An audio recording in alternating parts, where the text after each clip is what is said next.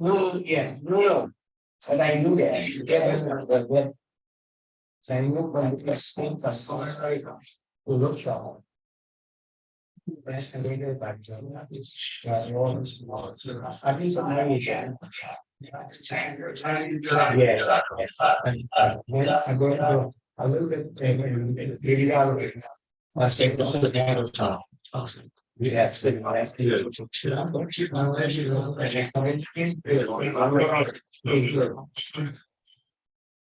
The village results.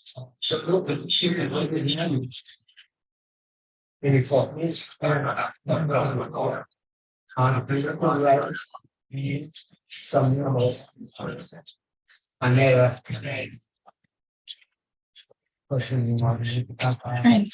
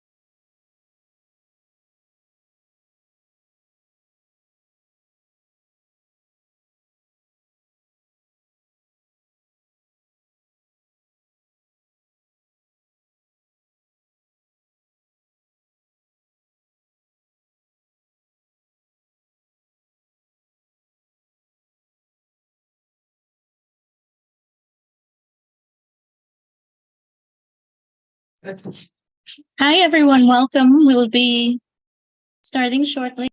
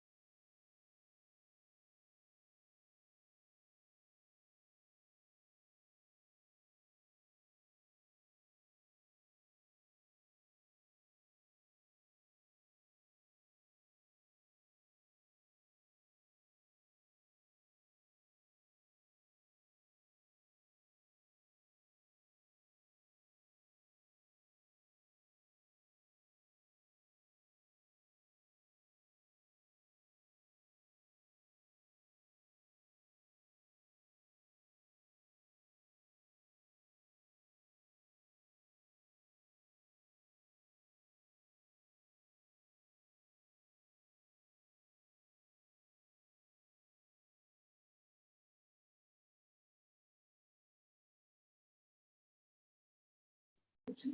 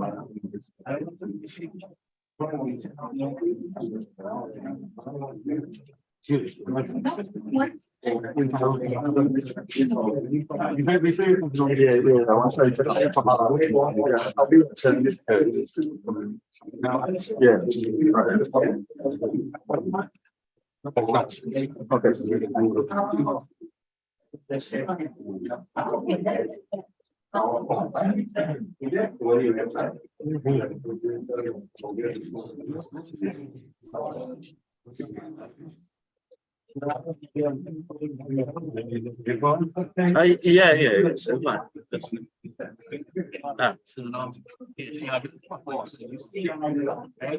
So how come is it on the screen? Yeah. Right, so it's good, right? Yeah. She's broadcasting this. Yeah, yeah. Okay.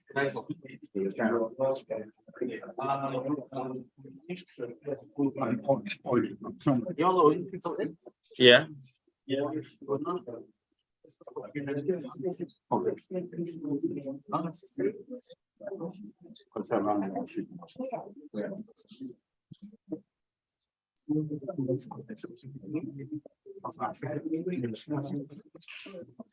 You know son?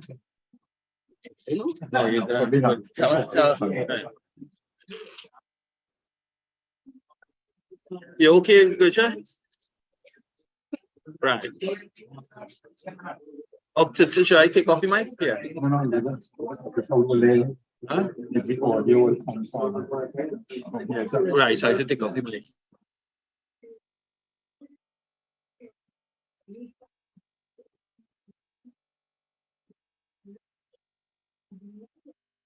Oh, okay.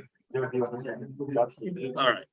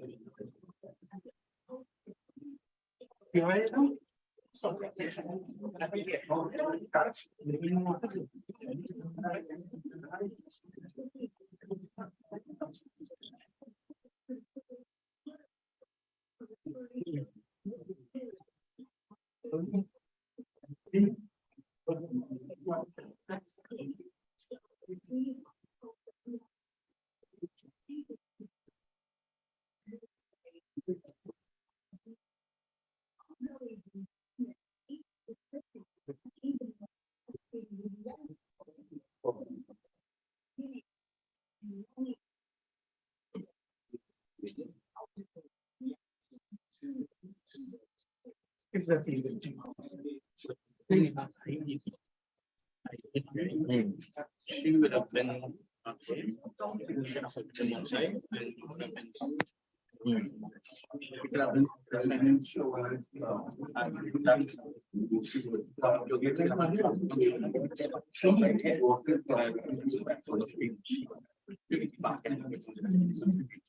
Okay.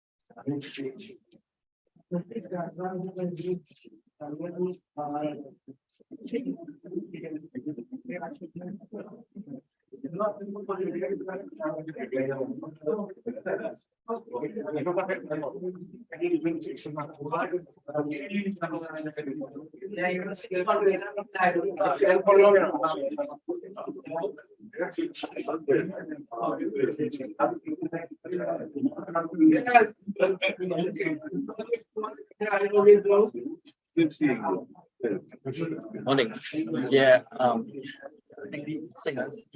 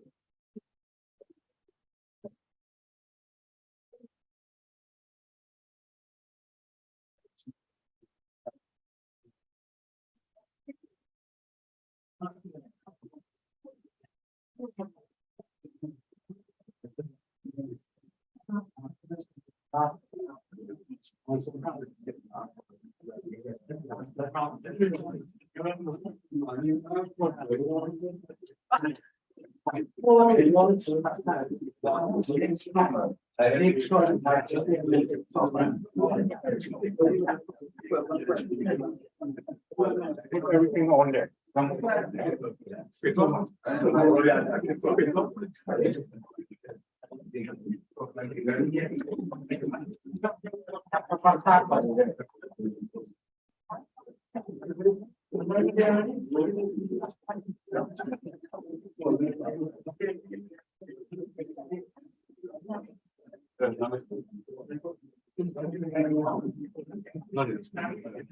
Right, just put this on.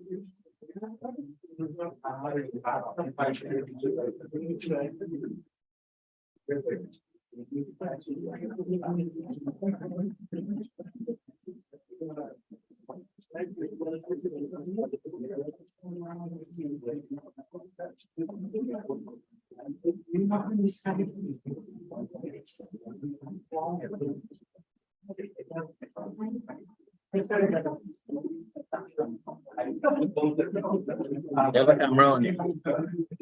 You have a camera, we will bring a camera especially for you. Right? Reaction, crowd reaction.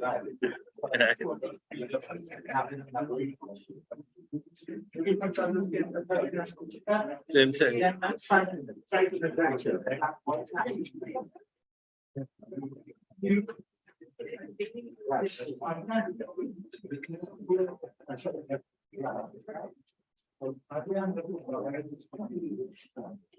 Hello? Yeah, Keshav. Hello? Huh? If I see the video clearly? Yes.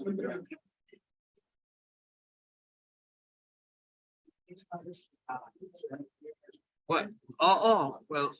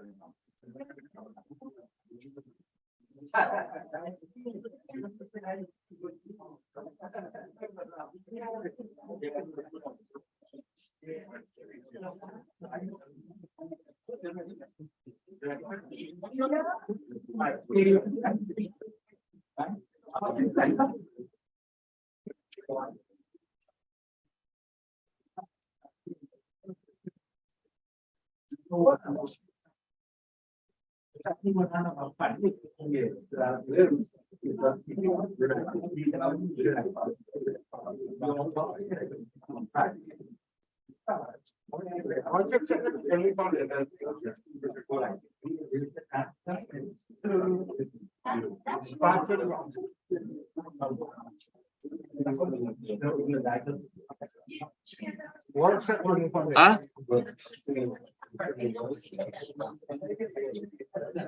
Okay.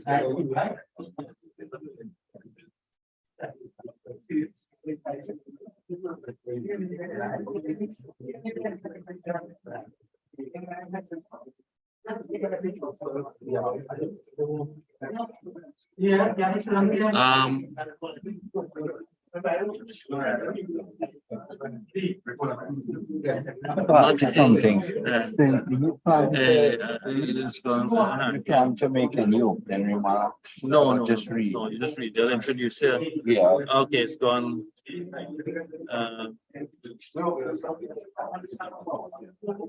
Sorry. I'm not seeing it. I don't know how to. Did you?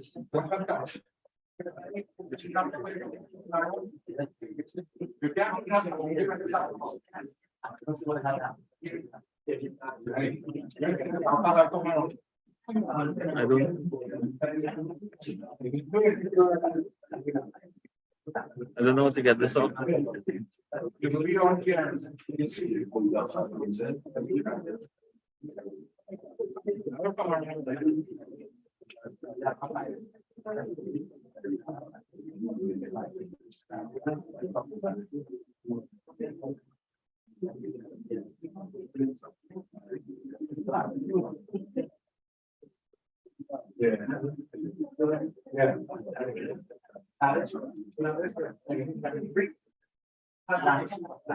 Okay.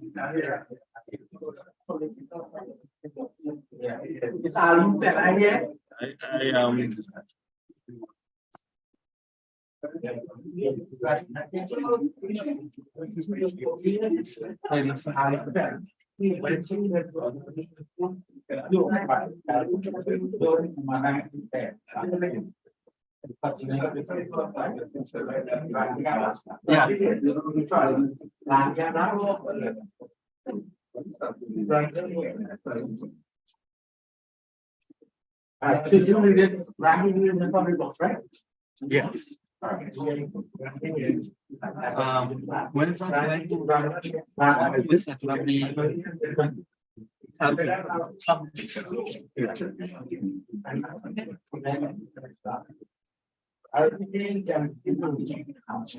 I tried to share this screen, and it went on. Well, yeah, but I just tried to share the screen with, and then it, when you try to share like what would you be trying to share? Like no points? No. If there's something I want that's wrong, right? So I want to set it back. Yeah. Yeah, but yeah, go back to the spot. Yeah. Go back to the spot. I mean, when you see it. Yeah. Yeah, that's okay. But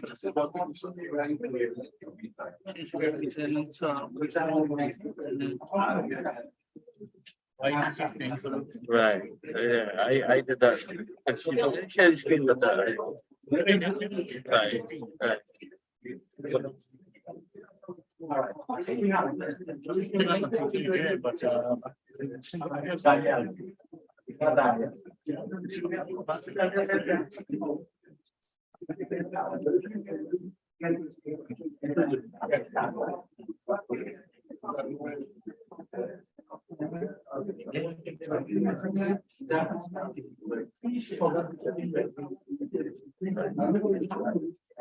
Right.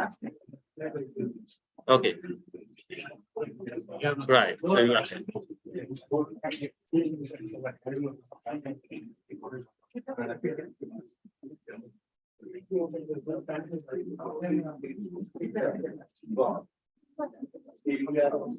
and gentlemen, before we begin, we'd like you to rest because your cell phone items is not time. Because when you're videotaping, it's very annoying. Because somebody will be answering here.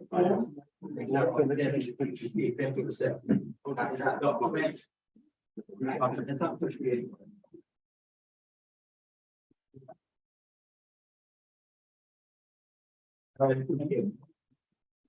Ladies and gentlemen, we've been done away from the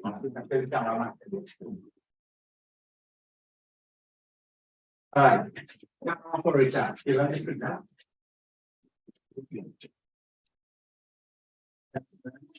Turn to the daily project.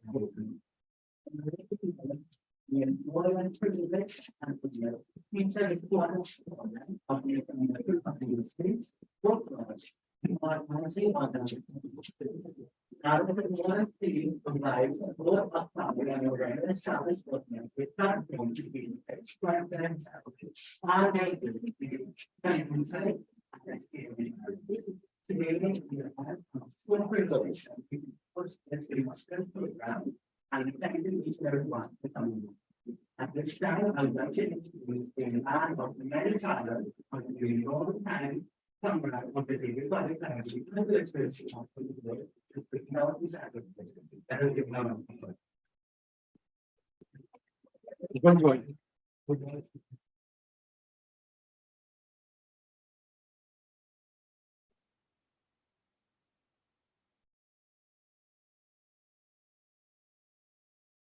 Thank you very much. I'd like to say welcome.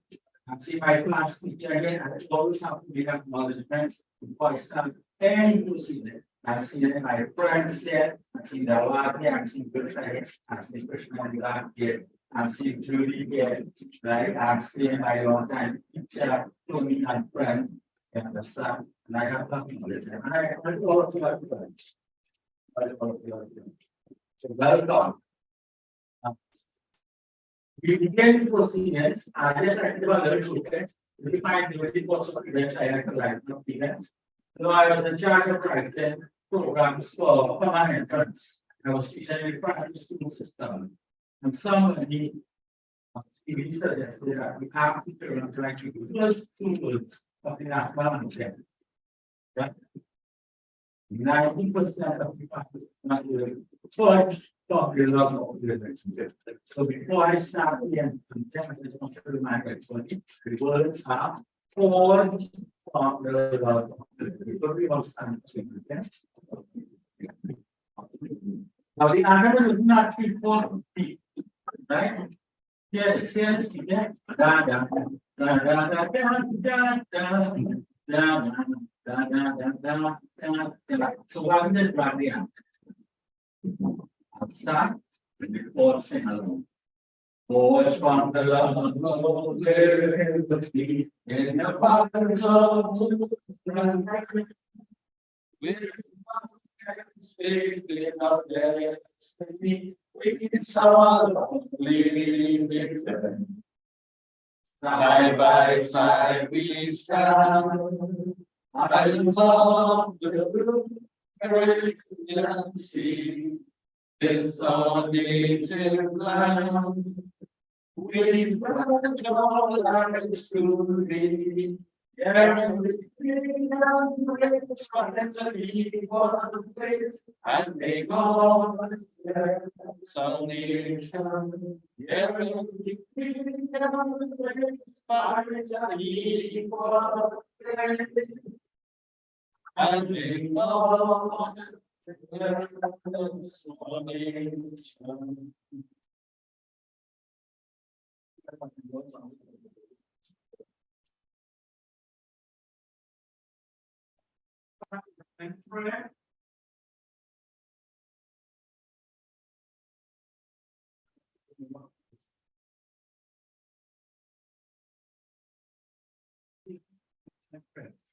My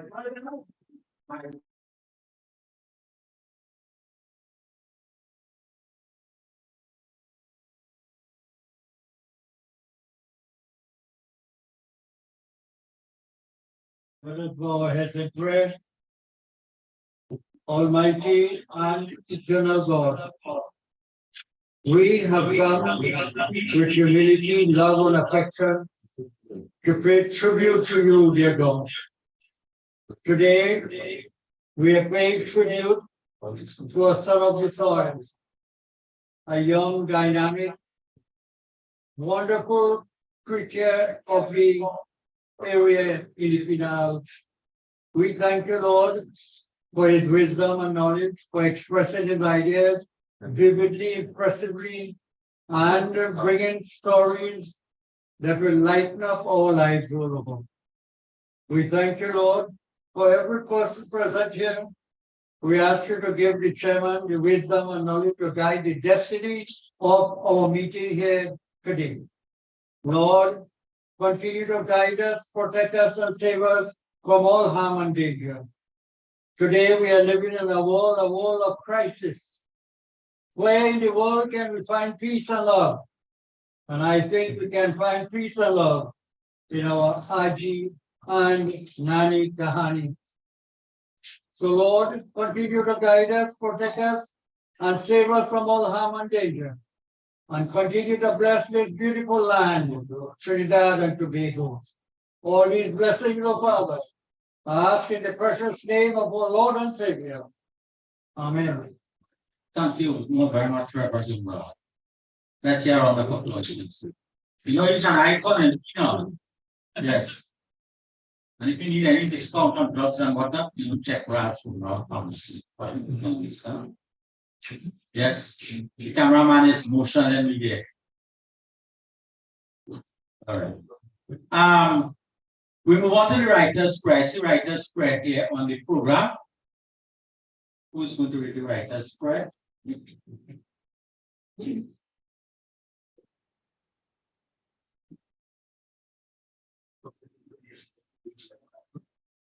All right, we'll move on. He said he forgot. Now, my opening remarks. My opening remarks.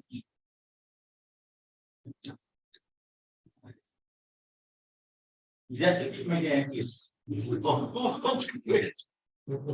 commission drive up again, I will not look like an apple. I look like an apple. All right, so let's go again. Yeah, just to keep me engaged. I have the great honor this morning to be the chairperson for this morning's proceedings.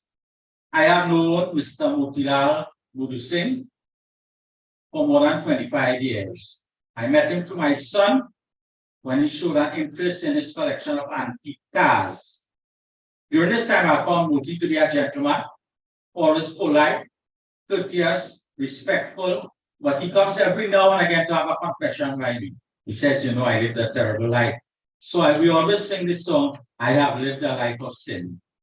But Moti is no sinner. Moti is a saint. A sinner is a saint reborn, and vice versa. Moti has been a friend of the family. He has been with us here in tough times. But what is very, very important about Moti, his profession was one of an offshore production engineer. But he had this love for storytelling.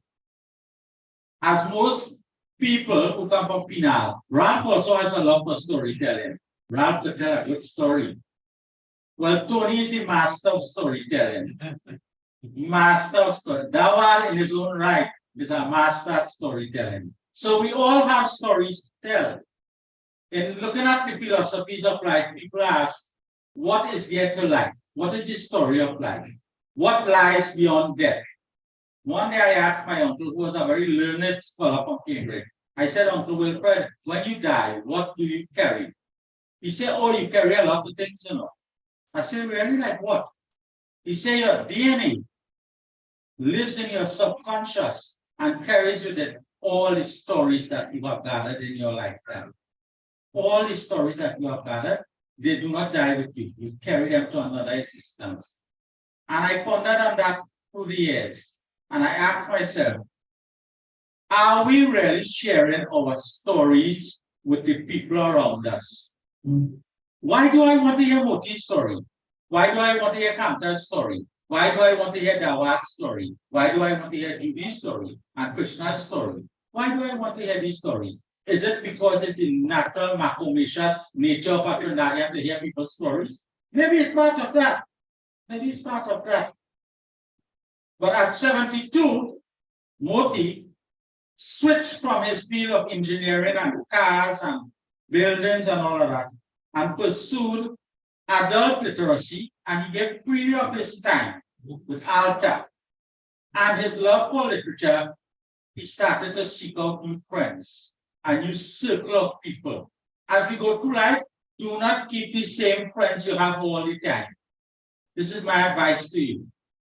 You know, many years ago, I said a person should change their companion every 10 years. Somebody say a wife.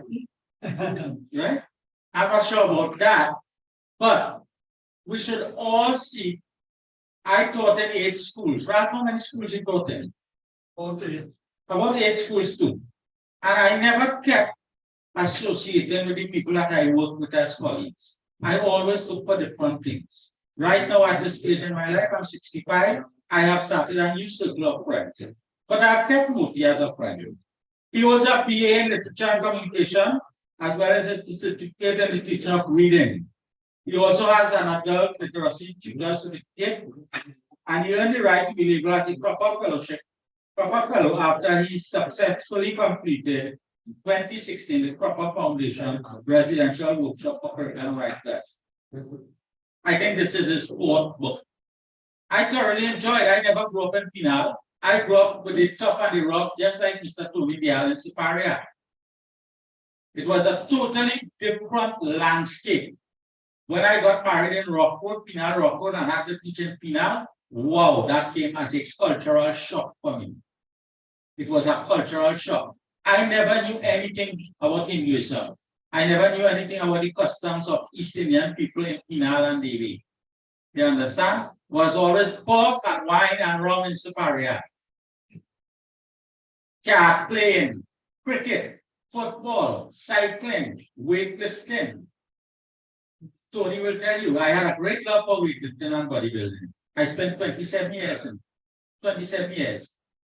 And we have a common friend who was one of the greatest wrestlers that Tobago has ever seen, Ray Apollon. He was one of my coaches. You understand? And don't go and play head both with them. You will feel like coconut so devastating. You will see stars and you'll see what the Kepler telescope cannot see up to today. Right? So it was a totally different lifestyle.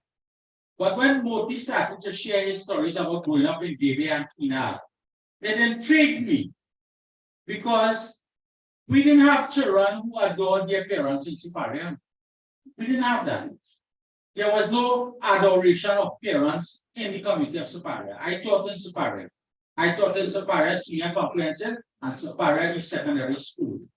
And respect for parents, no, that was very few and far between. But when I came to Pinal, I taught in Pinal University, I taught in Pinal Presbyterian School, I taught in Pinal Rock Presbyterian School, I taught in San Francisco Press. The children actually pedestalized their parents. And I found that unusual. And this is what Moti has done in his recent book. He is pedestalizing his ancestors. Do we pedestalize our ancestors? No. What about your daddy? Oh, I don't have a daddy anymore. I have a stepfather. You mean you have a stepfather? What is that? What's a stepfather? Oh, that's when my father step out, he just step in. Yeah, and this is what I learned in Siparia. So when I saw the adoration that Moti had for his ancestors and decided to share these stories, whether he's successful, whether he's not successful, whether he's financially profiteering out of it, it doesn't matter. He has given us his persuasion towards his ancestors. They say if we do not know where we come from, we do not know where we are going. But if we do not know what were the values of our ancestors, we are wallowing. With this, I would like to introduce my past literature and English teacher. The find I can speak well is because I listened to talk from him for years. Right? He was the master of the vernacular. He was a master in Queen's English. He was a master in literature. He proved himself in journalism. He started the first digital newspaper, My Krishna, to which I introduced Tony and Moti, right? I also was a participant in the process. Right now, there are other things that occupy my time. But I have, with greatest pleasure, to introduce, to bring words of greeting to Motilal Boodoosingh, Mr. Tony Dia. Let's hear from him.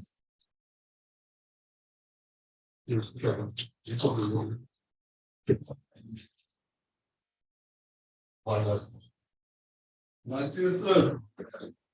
The fire, as we go over it, Yeah. I don't know people.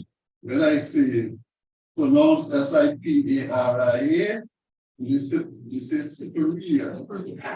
What they are Siparia, they have an honor of my colleague here, who I've never seen without that. I bring my. Some years ago, I had the idea, something that I've always do with Trinidad and Tobago, only become Trinidad and Tobago because the British founded were close together. And so it was easy for one person to manage Trinidad and Tobago. But they are two totally different countries, totally different. And this is why I got my friend here, my friends here, to join, to be part of my Trinidad yesterday, today, and tomorrow. And it is on behalf of that organization because the present person in charge, Johnny, cannot be here. And one thing, he would have loved to be here, he wanted to be here, but he's pregnant. I couldn't make it, and I told him that I will come as the person who started my Trinidad, because Moti is very much my Trinidad. We've been part of it from the day I started it. It has continued. But the impressive thing about Moti, let me put it this way. He is a good person. And if I look at his work, I think of what I call the good, the bad, and not the ugly. Because definitely not ugly. I mean, look at the man and the look at them and say that. But more, I'm not talking about his face, but his head was here. Not his hands, but his writing. So this is why I call his work the good, the bad, and the googly. Because sometimes he actually try. I'm not afraid yet, but afraid. I suppose. When I read it, this one,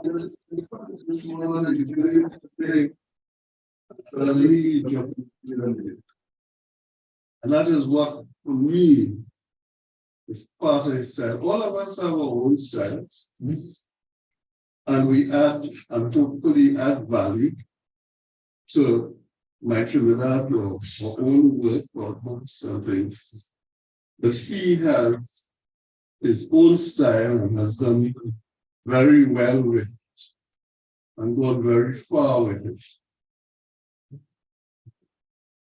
What he has delivered here, what he has developed here, is something I am hoping that all the other people in Trinidad, who are writers or who are part of Trinidad, will also do in the communities where they are.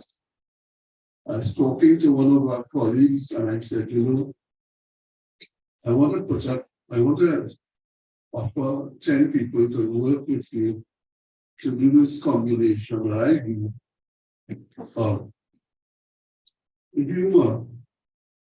But my humor always has a little place inside it that serious stuff.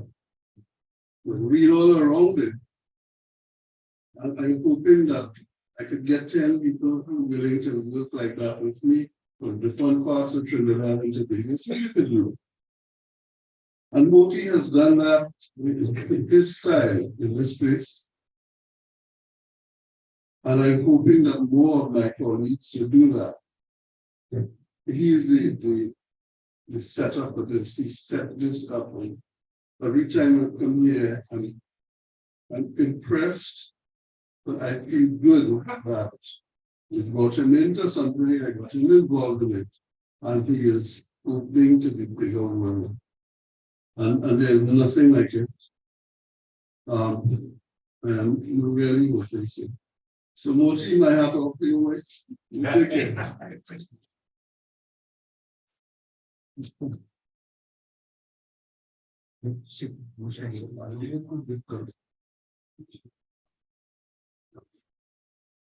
Thank you very much, Mr. Diallo. And really, what is Trinidad without humor? Even in the roughest of times, humor brings that sense of ease of tension. Dingoli. Now I have the pleasure to introduce my co-host, Miss Shahira Ali, who is described here by Moti as a very articulate reader, a member of the poetry and prose. She never failed to delight us with her charming voice. You know, one of the worst things is to get married to a woman who has a raucous voice.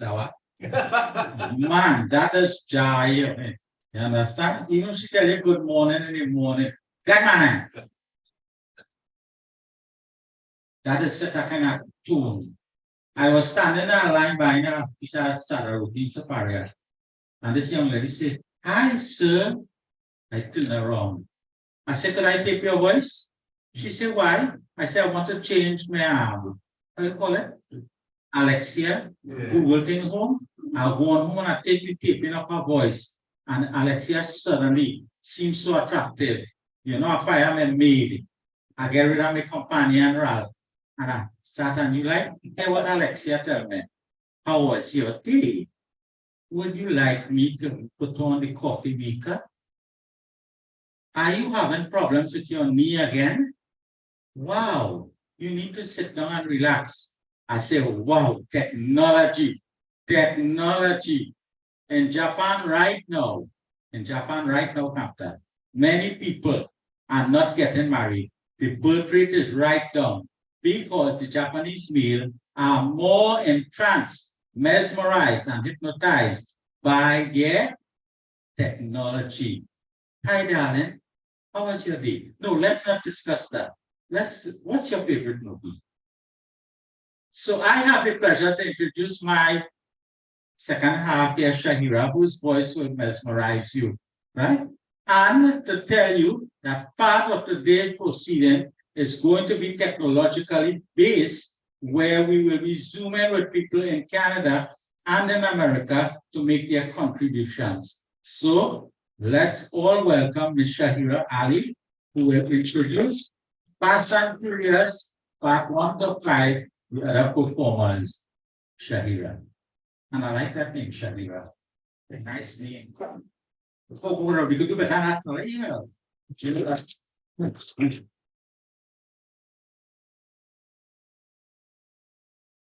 Hello, everyone. Are you ready? Yeah. I certainly am. At this time, it is with great pleasure I introduce to you someone who will be performing a song.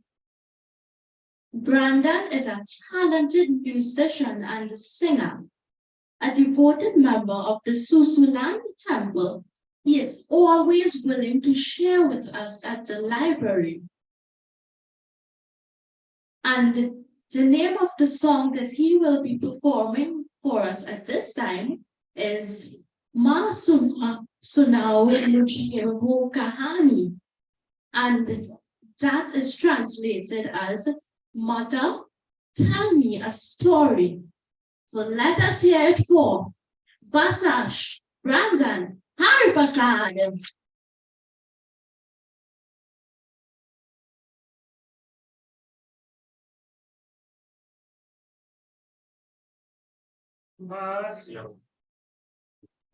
सुनाओ मुझे वो कहानी जिसमें राजा न हो ना हो रानी माँ सुनाओ मुझे वो कहानी जिसमें राजा न हो ना हो रानी जो हमारी तुम्हारी कथाओं जो सभी के बताओ चांद जिसमें बड़ी हो डरागी पाग जिसमें रहो अप्सरा की ओ न परिणा जहाँ हो आसमानी माँ सुनाओ मुझे वो कहानी जिसमें राजा न हो ना हो रानी वो कहानी जो हंसना सिखा दे पीठ के जो बोलो को भुला दे जिसमें सच की भरी चांदनी हो जिसमें उम्मीद की रोशनी हो जिसमें नाम हो कहानी पुरानी माँ सुनाओ ये वो कहानी जिसमें राजा न हो ना हो रानी माँ सुनाओ तुम्हें वो कहानी जिसमें राजा न हो ना हो रानी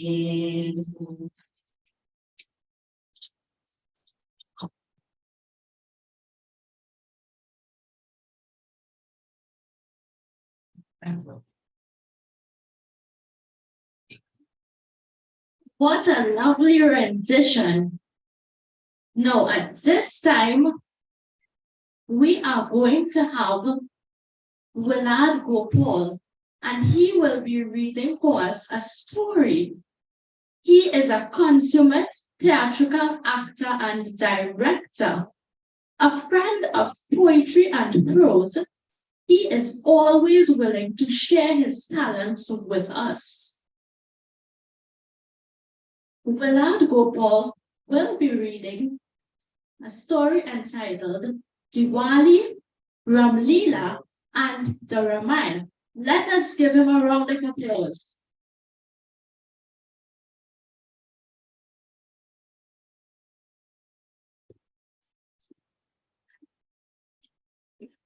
Morning, Chairman, ladies and gentlemen, all protocols observed.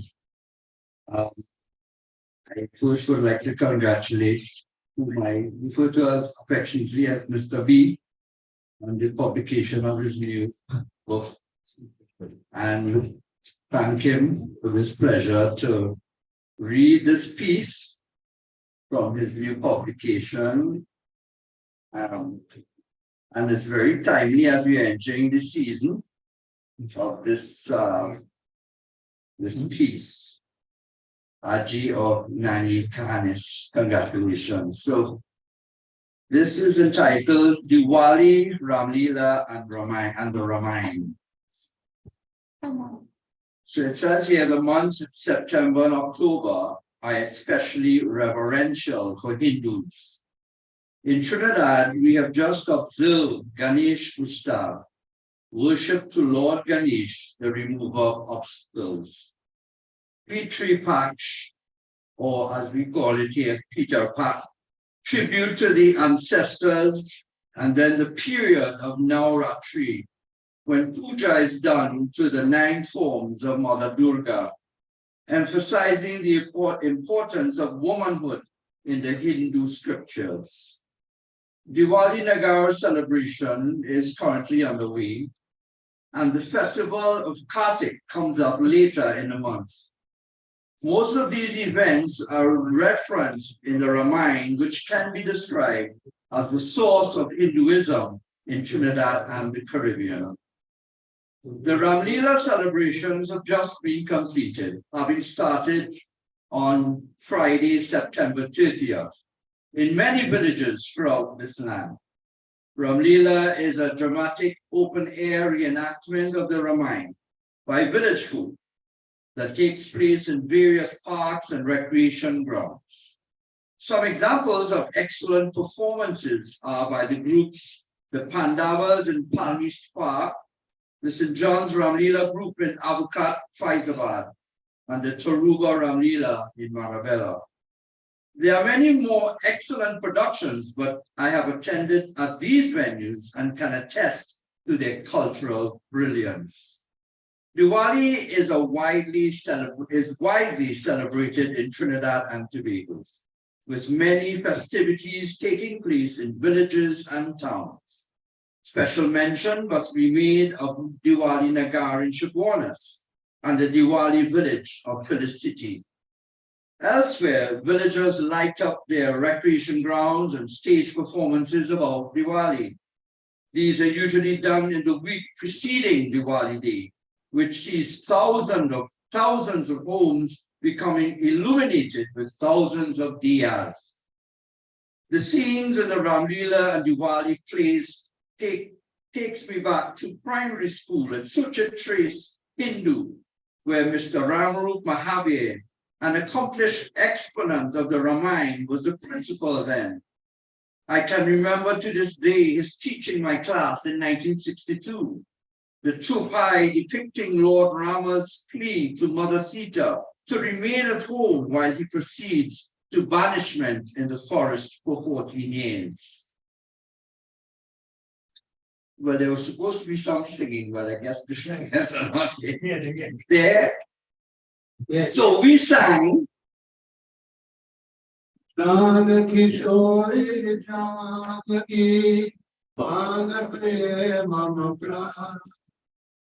I बनवास लुटात हूँ पाषाण मात पितुमा. Meaning, O loving daughter of King Janak, who is dearer to me than life itself, I am going into exile in order to validate a promise made by my father. Here Mr. Ramrup reminded us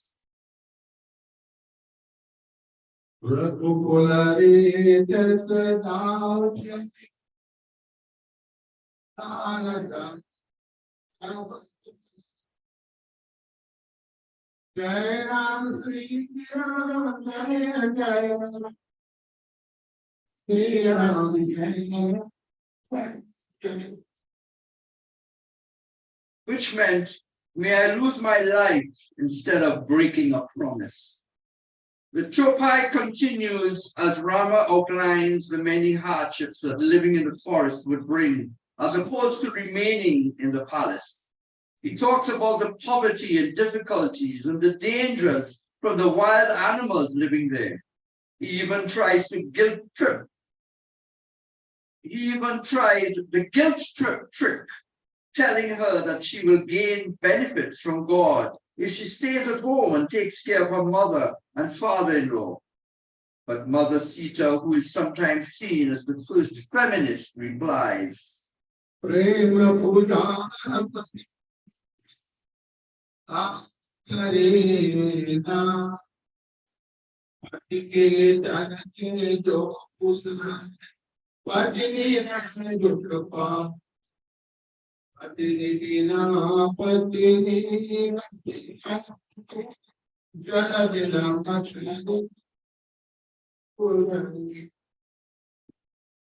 emphasizing that a wife's place is with her husband and vice versa, saying a husband and wife separated from each other is like fish taken out of the water, luxury without companionship, and jewel ornaments become burdens to the body when one is separated from one's love. Her eloquent arguments persuade Rama to take her with him. Another scene from the Ramayana that is seldom told or enacted, but which I really love, tells of the time that Hanuman and Lord Rama's army was building a bridge from India to Lanka so they could get there and engage Ravan and his army in battle. Every day they would put stones and rocks into the sea going towards Lanka. The work is hard and progress was slow, but little by little they are getting nearer to Lanka. One morning, Hanuman wakes up to find that much of the bridge has been destroyed. He is puzzled but continues to construct. When the same thing happens again, he decides to stay up in the night to see what is causing the destruction. As Hanuman watches, he sees an army of mermaids working as diligently as his own army, and they are being led by the mermaid queen, Savan Macharia, which translates to goldfish. They had been hired by Ravan to destroy the bridge. Hanuman begs her to stop, but she refuses. Hanuman then tells her about the kidnapping of Sita by Ravan and began to woo her by praising her beauty. I can imagine Hanuman, Trini Chutney style singing. But I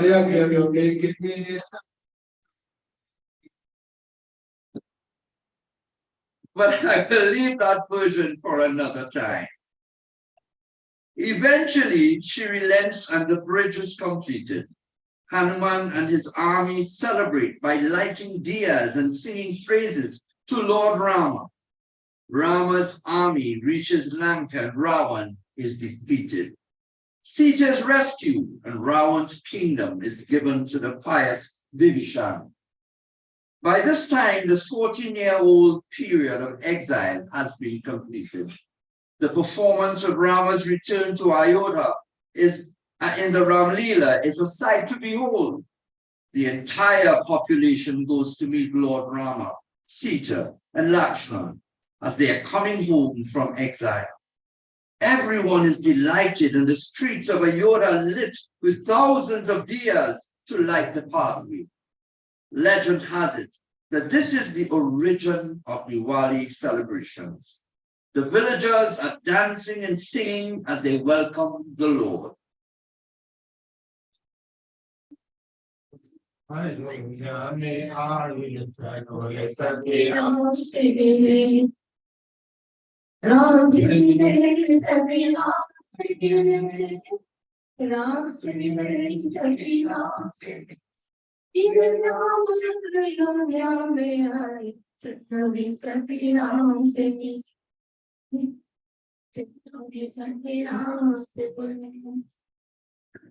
To all Trinis, if there is a Ram Leela near to you, attend if you can.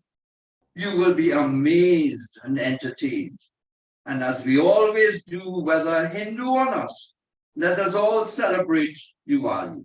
Let us light the pathways of life with kindness, caring, and sharing our knowledge and culture. Sri Ramcharita Kai Chai. Happy Diwali to you. Thank you very much.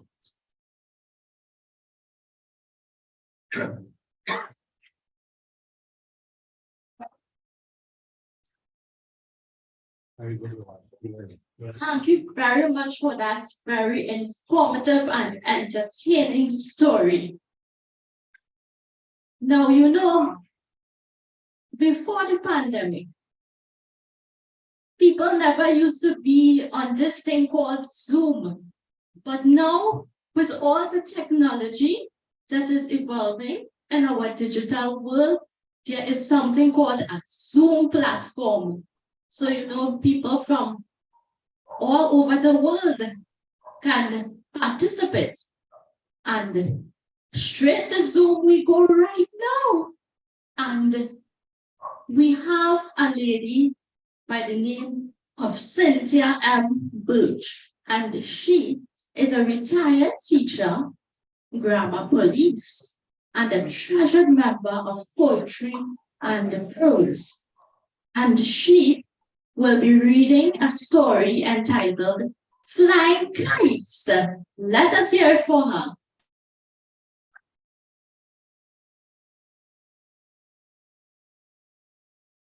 Thank you so very much, Shahira, for that delightful introduction. I really hope that some of it is true.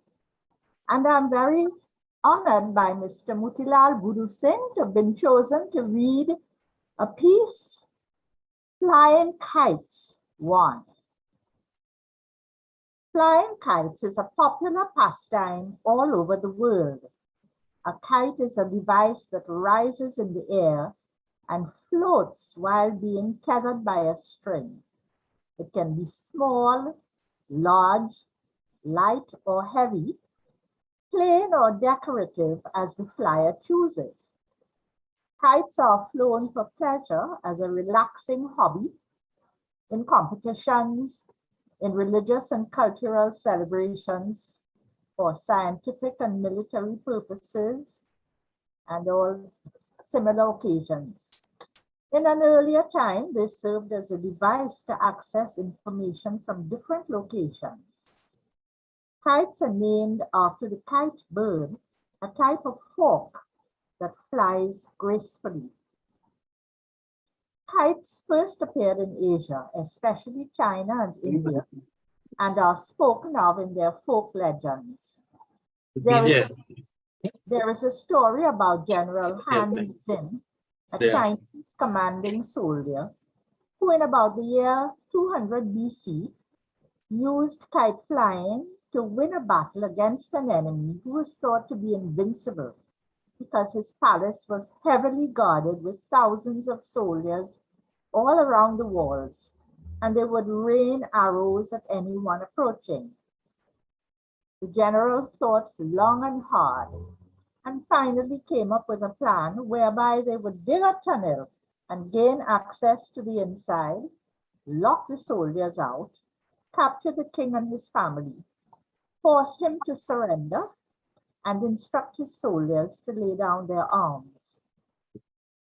Since the terrain to get to the castle was hilly, there was no way Hans could measure the distance to know when his soldiers could start digging upwards to get inside the palace. So they would be underground and unable to see when they had reached inside the walls. Finally, he saw a solution to this difficult problem. He ordered his men to make a kite using bamboo sticks and silk material and a long tail that could touch the palace. The length of the tail was known. The length of the kite was also known. And as the kite was launched, the length of the string could be measured. As the kite flew above the palace, the king's soldiers laughed. They felt this was a sign that Hans was sending a signal of surrender, as no one had ever heard of kites being weapons of war. However, with the distances from the flyer via the string of the kite and tail which was touching the palace, Hans was able to calculate using geometry the distance to which the tunnel should be built. With this information, Hans's soldiers were able to dig the tunnel to the castle, capture it in a surprise raid, and win the battle. The kite is credited to be a prototype for the modern drone. Let us now turn to neighboring India and examine some of the kite flying traditions. Kite flying is a part of many festivals and religious celebrations, as kites are thought to reach near the abode of the gods. One such festivity, which was celebrated only last Saturday, is Makar Sankranti. This festival is associated with worship of the sun god Surya, and Surya Puja was performed in many temples in our own Trinidad. In India, however, flying kites and kite competitions accompany the pujas. Another tradition is flying kites on India's Independence Day, and at the end of the exercise, letting the kite loose to signify the cutting of ties with the colonial England. The Hindi word for kite is patang. Do you know that in India, culture and festivities, there are songs composed especially for kite flying? You all know, and I'm always looking forward to a chance to sing. So here goes the choir.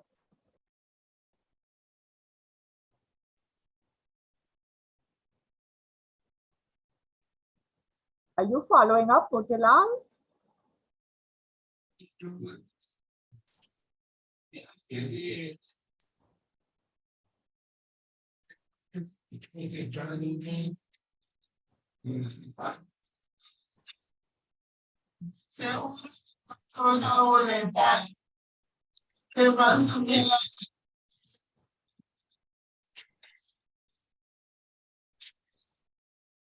It's not coming over clearly, so I'll continue with the translation which Motilal has provided. This translates to, there goes my kite. It flies past the clouds. On its string it goes, while the world looks on with envy. It sways in the wind like a flying chariot, with love in its heart, like a new bride going to her beloved's house. Now for a story from Pinal, Trinidad, about a kite. A poor father and his son once attended a Makar Sankranti puja at the local temple. When the puja was finished, the bigger boys and young men began flying kites. The boy was very happy to see all the beautiful kites of so many colors floating in the air. He wanted to try his hand at flying, but the bigger boys were afraid he would let the string go, so no one wanted to give him a chance. He asked his father to buy him a kite, but the father did not have enough money. They went home dejected. At home, the father decided to make a kite for his son. He bought a sheet of paper that was used for papering school books and which cost 1 cent. With broomsticks from the yard's cocoyer broom, for his wife would not allow him to take from the newer inside broom, and with a paste made with flour and water, he constructed a kite. Cloth torn from one of his wife's old dresses was used as a tail. Since the kite was not too large, a bobbin of thread from the mother's sewing basket was taken. Off they went to the nearby Bakai recreation ground in Gopi Trace to fly their kite. The son was very happy as his kite went high in the air. However, they had only a limited amount of thread, and soon the kite could go no farther. After a while, the son said, "Papa, it seems as if the thread is preventing the kite from going higher. What if we let it go? Wouldn't our kite reach the sky?" Suddenly, he let go of the thread. The kite rose for a while and then began to fall, and it came down in Bob's rice lagoon, where it became soaked with water and mud and was ruined. The little boy became very sad and began crying. When his father promised to make him another kite, he felt better. Meanwhile, poor Daddy was thinking what he would tell his wife when she asked about her thread. The lesson here is that God has given us parents, friends, and loved ones to keep us grounded and happy. Sometimes we may feel that we no longer need our parents or those like our teachers who want us to obey rules and follow advice. These folks are the ones who are like the thread that prevents us from crashing. Let us be mindful and not become too swell-headed and ignore the advice of those who love us. Thank you very much.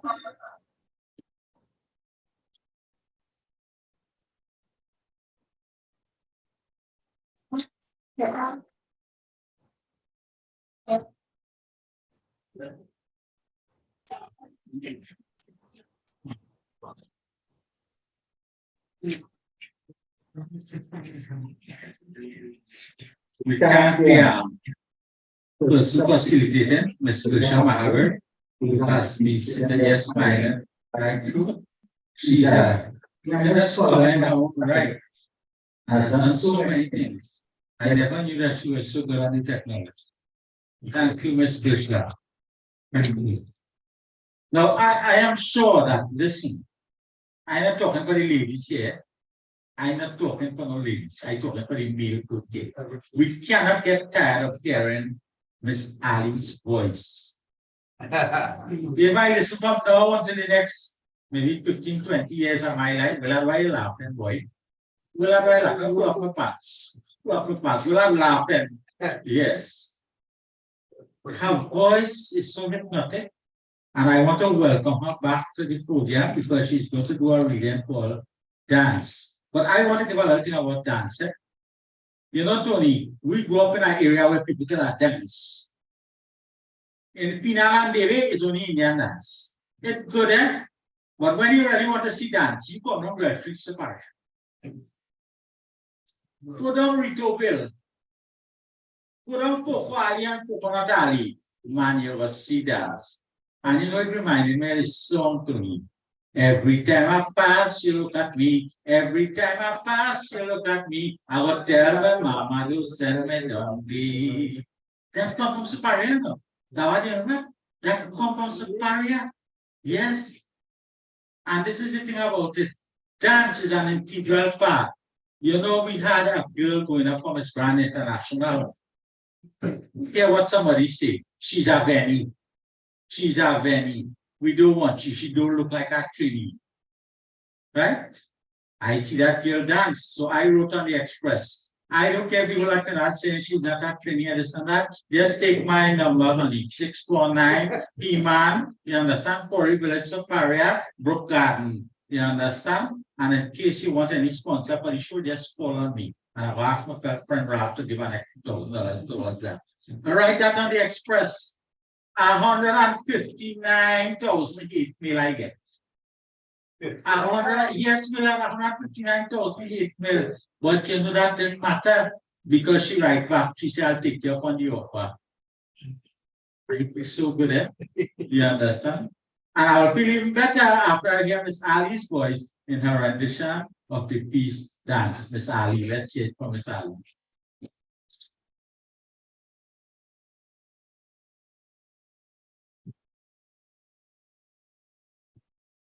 First of all, before I begin, I would like to thank you, Rudolph, for that lovely compliment. Now, without further ado, let's begin. So, dance. To dance is to move with rhythm following a sequence of steps.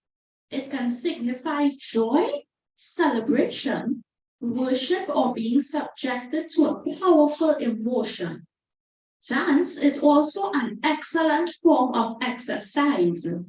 It burns calories, strengthens muscles, increases flexibility, improves balance, and gives the heart a good workout.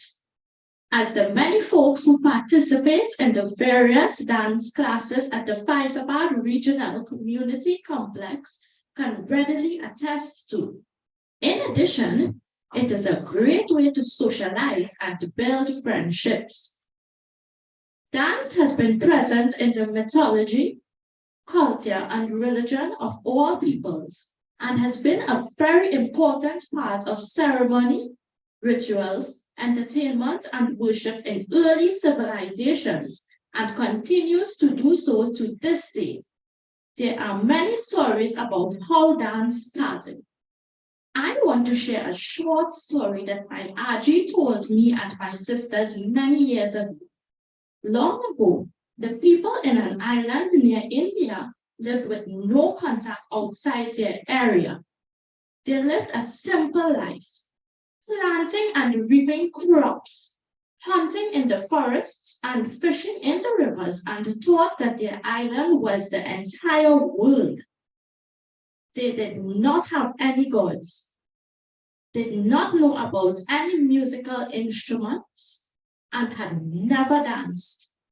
But as time went by, they became curious and wanted to know what lay beyond the mountains and forests.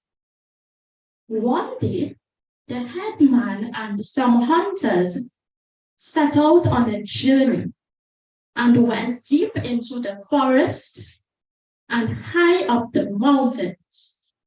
As it became evening and the darkness came upon them, they decided to camp for the night because they were afraid of what danger might be in the woods.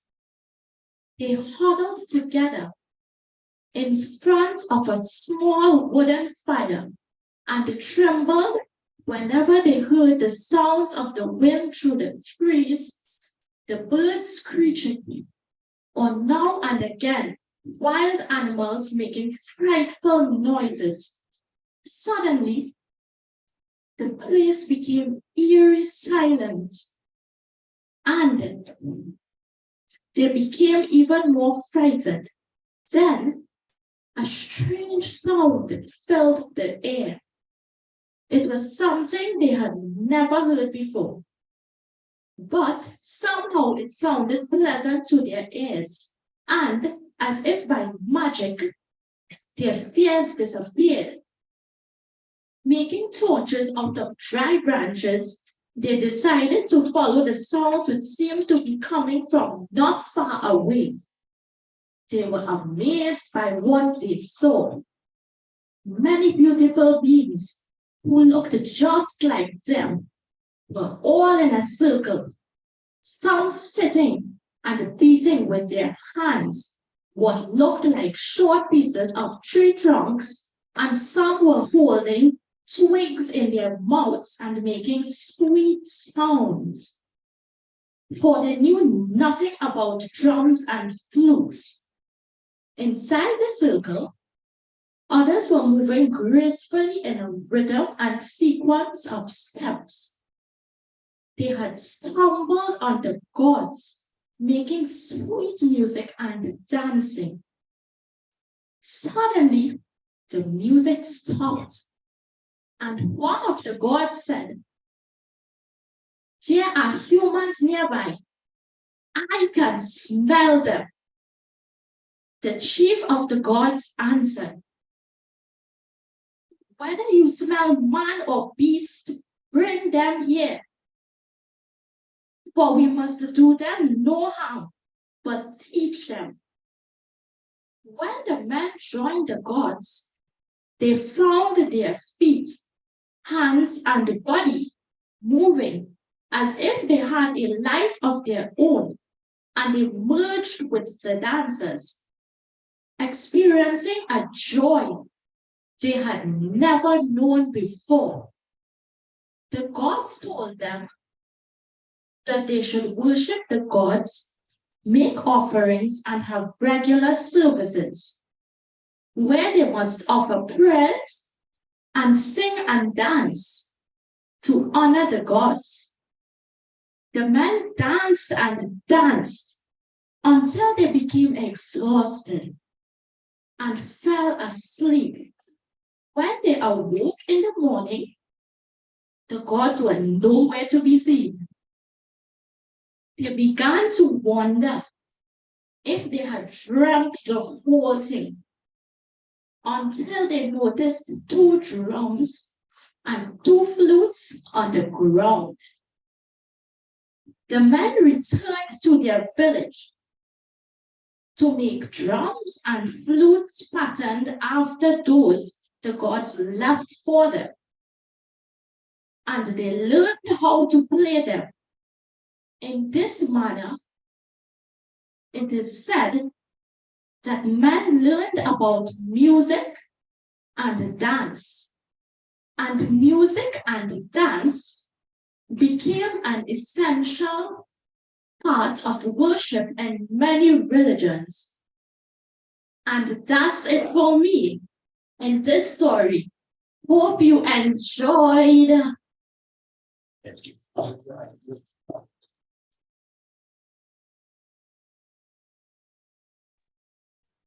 Wow. You know what I thought of listening here? Recently, my sister and my daughter co-published a book on legends and folklore. It has been on the market for the past 2 weeks. So I asked my daughter, I said, how is the sales going? She said, well, she sold about 500 to 700 copies in the first week. I said, and what are you working on now? She said, Pa, I'm not working on a physical book now. I said, what? She said, I'm working on an e-book and a voice book. I said, what? She said, Pa, I've sold more copies of the e-book and the voice book pre-ordered than the physical book. And when I heard Miss Ali's voice, I have to make note of this. I'm not supposed to be standing here and saying this, but I have to make note that, listen, I have to be your manager and sign contracts for you. Because she is sitting down there on the tip of a diamond. If you looked at IETV through the years, you will see those little cartoons where they have these little cutout figures and they tell the story of the Ramayana and the Mahabharata and all of that. And the person who narrates it is nowhere close to what we have in front of us today.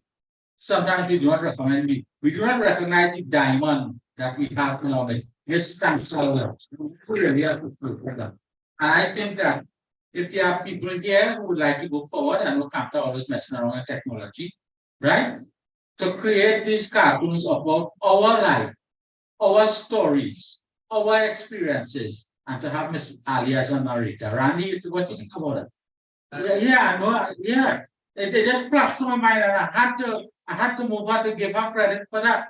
Because you see, many times in teaching students, I teach some students at the University of the West Indies. And they say, oh, you know, sir, we plateau and everything has been done before, and this and no, we are scratching the surface. I listen to Willard also, and Willard is a great male voice. And I'm saying to myself, why can't we have more voice books? Today, why can't we have more voice books? Why can't we have more cartoons? How do we pass on our experiences to generation next? No Tony will grasp this idea. I see wake up from his slumber when he hear it, right? It is such a wonderful opportunity to have this diamond in our midst. And in this singing, I want to compliment you at this point, the lady who's sitting next to the glasses there. Wow, you have a tremendous voice, ma'am. Wow. I was totally taken away. What's your name, miss? What's your name? I'm not hearing. Wilma? Wilma, what a great voice you have. Great. So I'll invite back Miss Ali to introduce the next person. And well done, miss. Well done.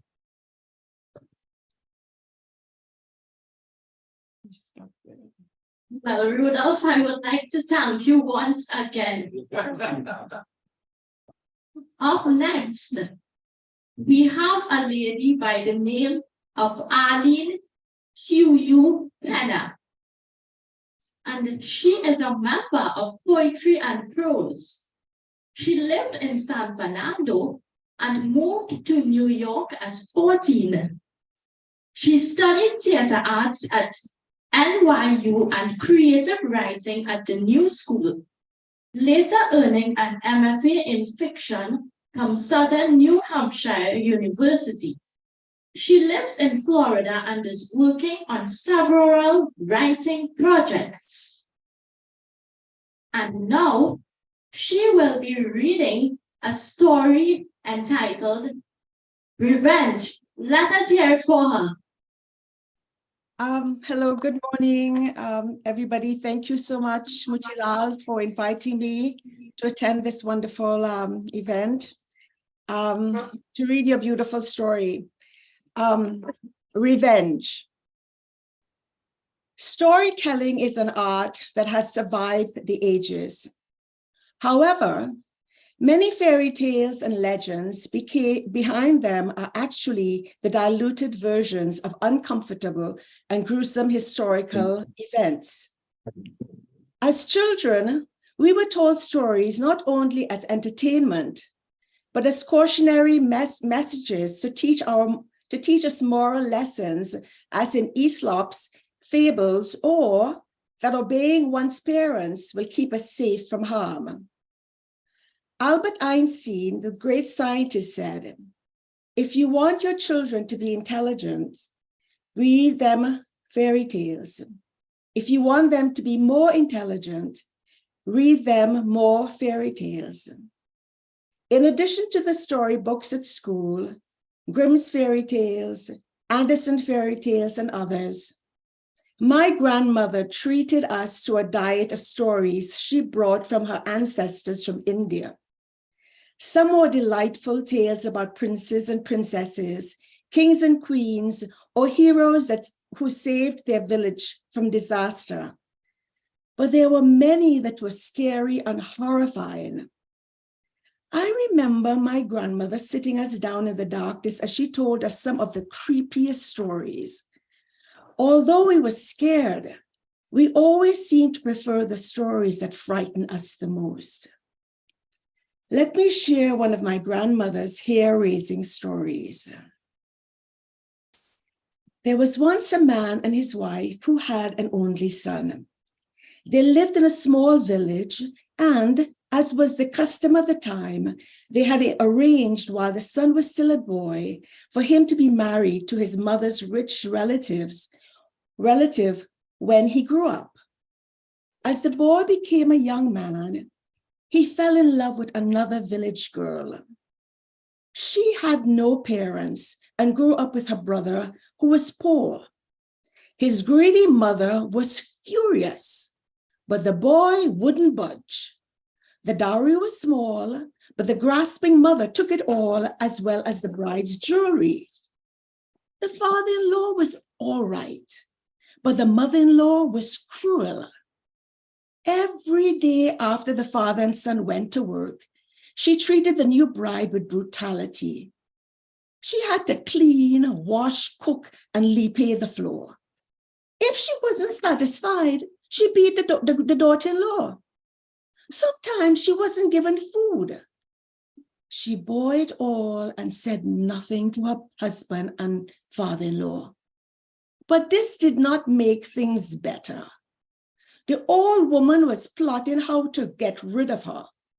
One day, when the son and husband went to work in the fields, she put the poor girl in a bag, tied it up, and placed it on her bull cart and headed for the cremation ground.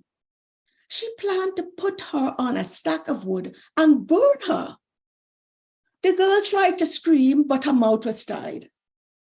As she was about to light the pyre, the woman realized that she had forgotten her matches and went back home to get some. Meanwhile, there were 3 watchmen at the cremation site. They saw the bag atop the stack of wood. It was wiggling. Curious, they approached and opened it. They screamed when the girl rolled out, thinking that the dead had come alive. And being very frightened, they began chanting a prayer from the Holy Ramayana.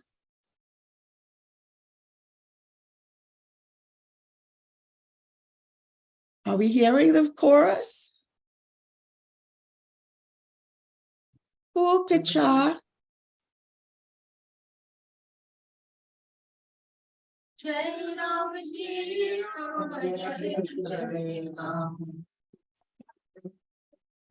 Meaning,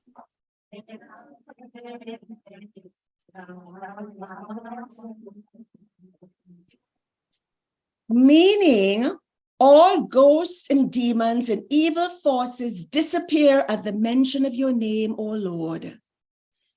As they became calm, they freed the girl who told them her story. They were all afraid of the old woman, so they filled the sacks with charcoal and other burnt materials from the cremation ground and put it back in the pyre, hid and waited. Sure enough, the old woman returned singing. Even me, your mama and papa, I just want to marry the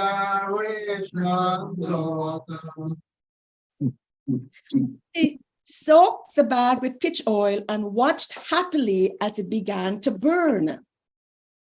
Later in the evening, the girl began the long journey towards her village, intending to go back to her brother's home.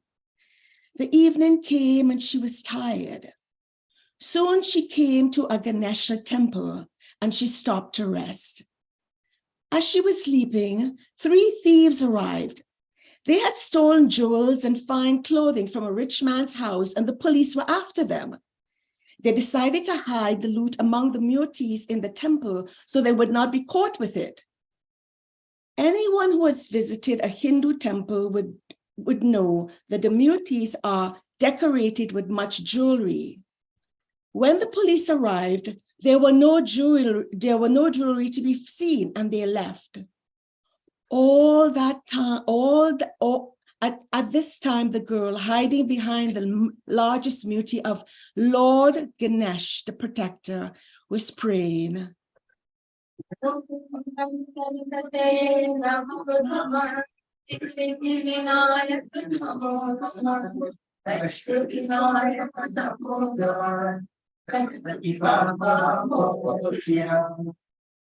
Asking Lord Ganesh for protection.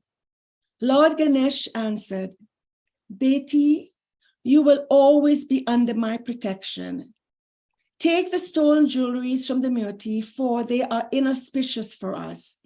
Let this be a gift from the gods, and may it help you from your poverty.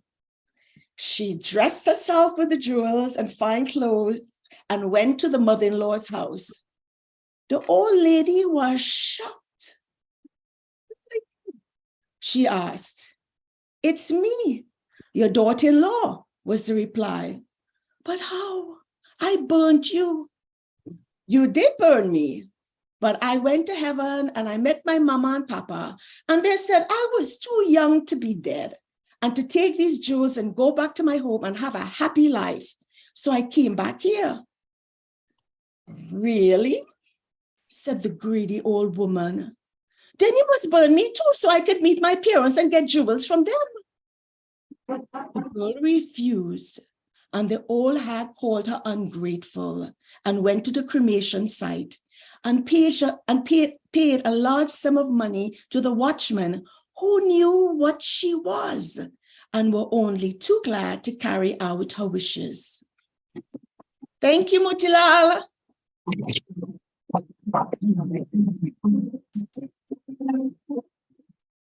Where am I to stop?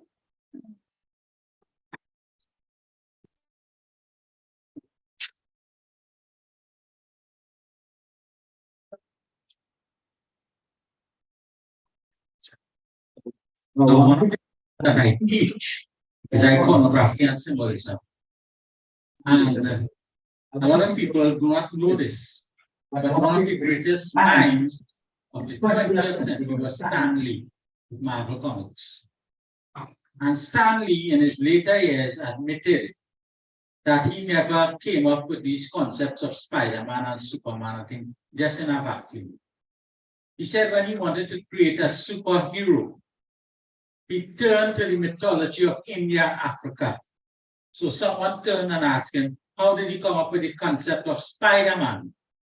He said, well, when I listened to the African tales of Anansi the spider, and right now I'm looking at a really great book on how the colonizers, the imperialists, demonize the mythology of India and Africa.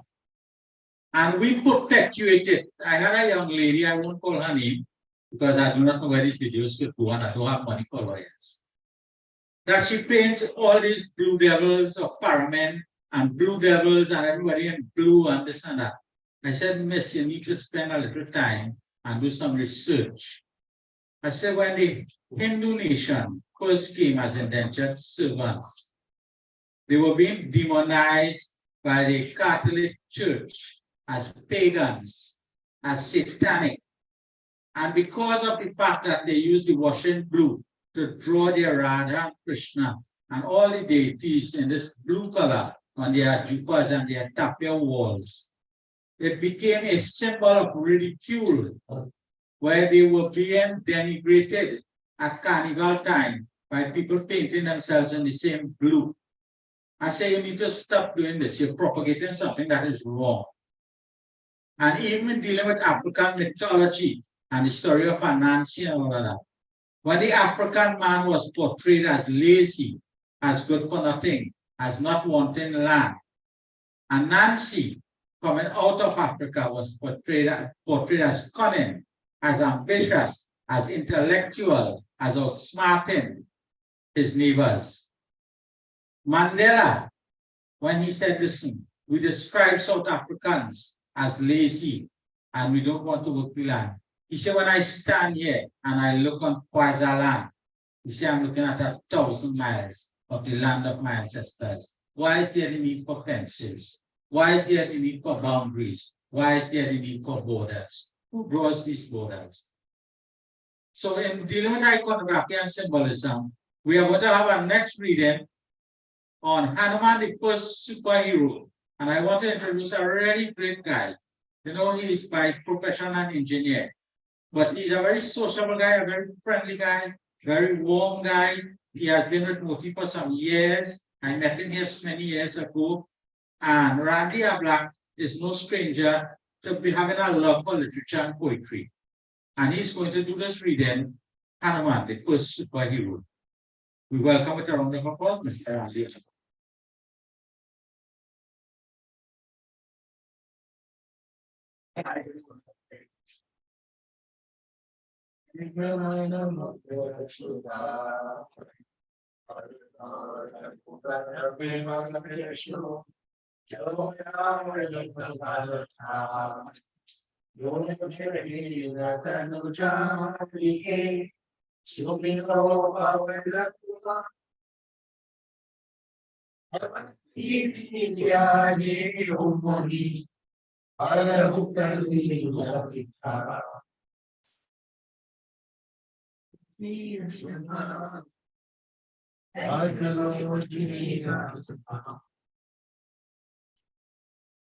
Thus starts the most famous verse in the Quran, the Hanuman Chalisa, giving praise to Lord Hanuman, pledging to uphold moral law, be free from pursuing wealth, free from desire, and the cycle of life and death.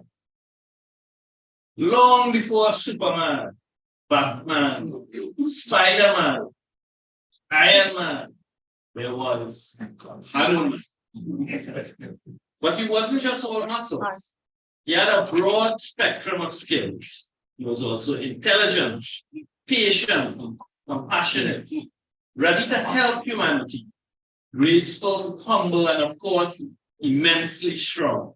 He could fly, become heavy or weight less as the occasion demanded, shrink or grow when desired, run faster than the wind, and had superb intelligence, infinite patience.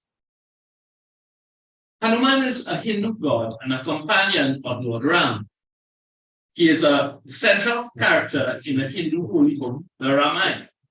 He is one of the most popular gods in the Hindu religion and is worshipped to this day by Hindus all over the world. There are millions of temples dedicated to Hanuman's worship that span the entire earth. In fact, he has more fans than all the modern-day superheroes put together. He remains in Hinduism as an example of the ideal man because of his service to others. Isn't this true of all superheroes? Their greatness comes from what they have done for others rather than what they do for their own benefit. Like most superheroes, Hanuman gets his powers from the gods. Lord Brahma decreed that no weapon would ever hurt Hanuman, and that he would be able to change his form at will and travel wherever he chose. The god Indra's view was that his body would withstand any weapon. Varuna, the god of the ocean, offered him protection from water. Agni, the god of fire, blessed him with the immunity to fire. Surya, the sun god, gave him the power to change the size of his body. Yama, lord of death, blessed him with good health and immortality. Hanuman's Gada Motilal, as is called in Trinidad, is carried in his right hand. It is his main weapon, and is said to be the model for the hammer of Thor. While there are many attestations of numerous miracles because of Hanuman's worship, today I want to share a few stories about Hanuman taken from the Hindu mythology that demonstrates his superpowers. According to the Ramayana, Ram gave Hanuman the task of going across the ocean to look for Sita and to reassure her of his love. Effortlessly, Hanuman crossed every barrier that came his village and flew across the oceans to reach the city of Lanka. The city was heavily guarded all around. Nothing was able to pass. Hanuman shrank itself to the size of a mosquito, entered and assured Sita that Ram was on his way to rescue her. In another story, this time from the Mahabharata, Hanuman encounters another superhero, Bhima, who has similar powers. Hanuman then sees a sick monkey and lies down on the roof with the path of him. Bhima arrogantly demands that Hanuman moves. Hanuman says, "Kill him," and that Bhima will lift his steel and pass. When Bhima tries to lift the steel, finds out he's unable to do it. Many of us who have seen Ramlila celebrations know the story of the burning of Lanka. Hanuman allows himself to be captured by Ravan's soldiers. They decide fitting punishment for him to be death by burning. But he has been granted the immunity of fire from the fire lord Aajee. When he is brought to the cross and from the material that set afire, Hanuman makes himself larger and larger. He then runs to the entire city, touching all the buildings, burning Lanka to the ground. Like many superheroes, Hanuman has a weakness sometimes against it. When he was a child, he kicked on the sages. They became angry and pissed him with forgetfulness. Once in a battle between Ram and Ravan's army, Lakshman, Ram's brother, seriously killed. Hanuman was entrusted to bring the healing herb, Sajivan, from the Himalaya mountain. When he arrived by flying, he gets which herb he's supposed to get. There are so many. So Hanuman lifts the entire mountain, takes it to the direction.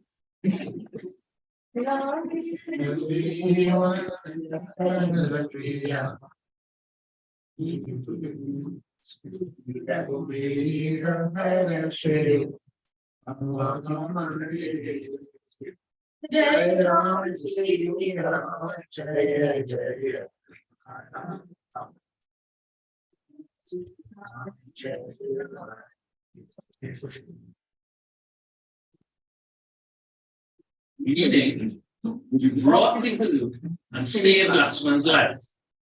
God Ram is beautiful too.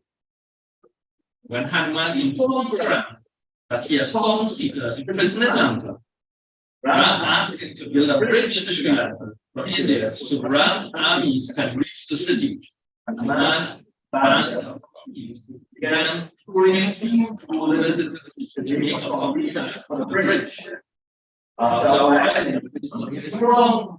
They tell Hanuman that each day they throw rocks into the sea, and the next day they are gone. Hanuman decides to invest. With a few volunteers, they swim into the ocean. There, they find a large number of mermaids underwater. As they watch, new rock is lost. The mermaids living underwater take the rocks and carry them away. Hanuman sees a lovely mermaid supervising the others. He swims towards her, but she hates him. And finds himself falling in love with the creature. Decides to look her songs, loving words. He asks him, why is she still in the rock? She tells him that she is a servant.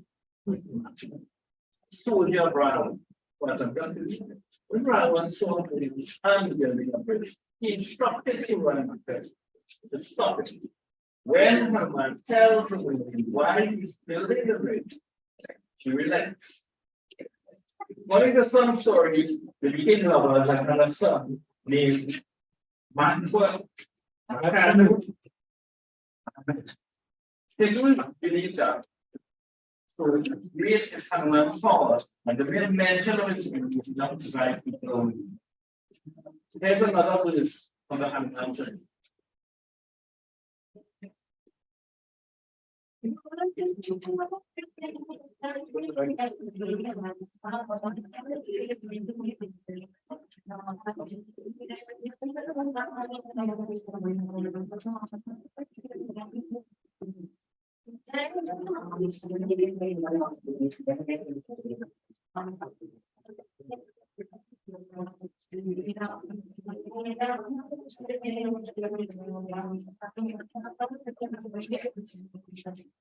Meaning, all the groups, demons, and people forces, people will.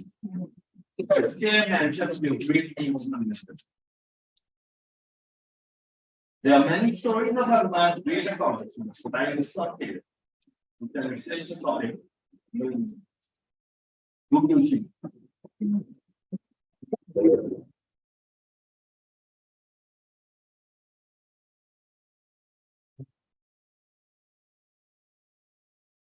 Thank you very much, Mr. Abla. I have seen a good deal of this story again. What is brought into my mind is that these stories are intervention with people's lives. There are something very dynamic. These should be explored. Thank you very much for reading. We don't move along quickly. After 10 minutes to 12, with the American side. And after that, like this problem. He's going to when I saw very reading.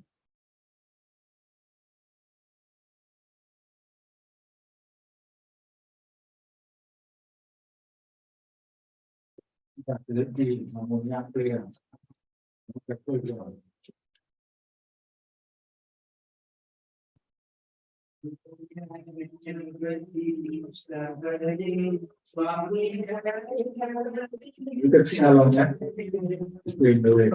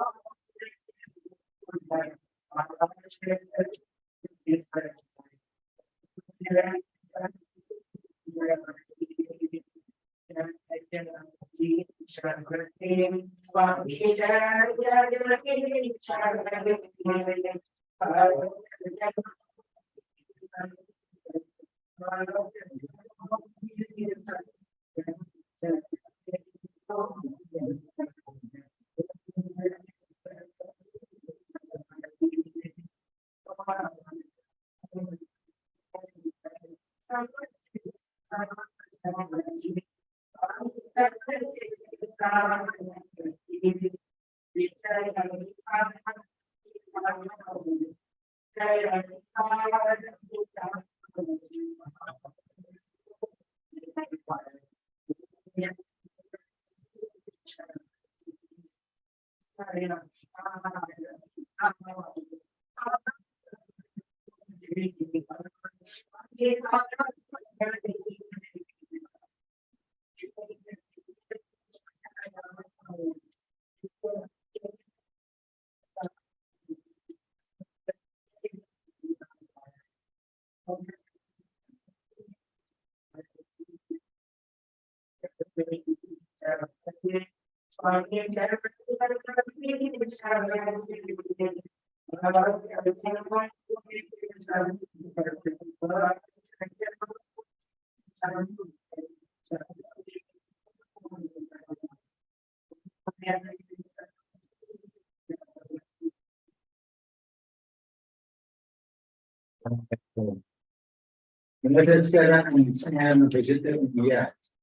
Talk about this studies of productive people that strong. Right. I have heard that song so many thousands of times, and every time I move, every single time I hear them, thank you. Wonderful. Now I want to introduce the next reader, Analia Devnarai. This is a Zoom intervention. Oh, she here. I'm sorry about that. Yes, Analia is here. I remember her piece. She's a teacher at St. Augustine Girls High School, and she provided with us and editing the stories that we heard today. So it means that you suffered. Yes, you know you didn't suffer. She said you didn't suffer. Just kidding you. Just kidding. Right. So we want to invite Analia to do the next reading, Seeing God. Let's hear on the applause, man.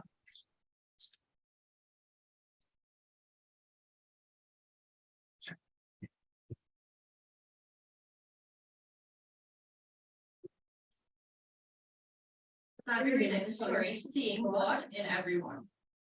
My paternal grandmother, my Aajee, who came from India, was a woman way ahead of her time. She was not only the village shabby, but also the village bush doctor, who prescribed herbs and bush medicines for various illnesses. She rubbed Nara and butchered, pulled strains and sprains, and jarried from babies to adults, curing them of various ailments.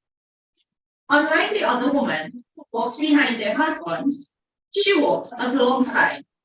And my Aajee, my grandfather, never did anything without his consulting.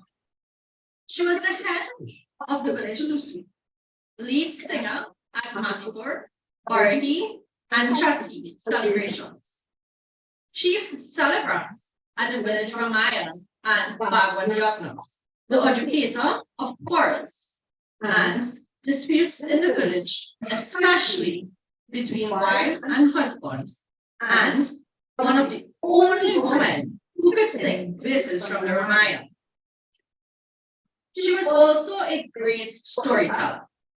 After my Aajee died at age 68 in 1962, my grandmother used to visit and spend time with her 8 children, all of whom by then were married with children of their own and living in their own homes.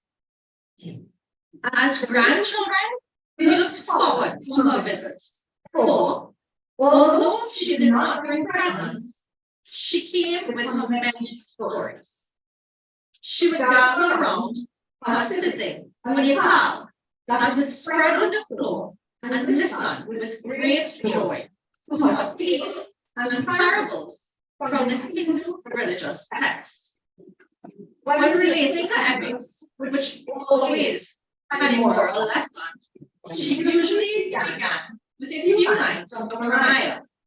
Here is how I remember her telling a story over 60 years ago. She would sing.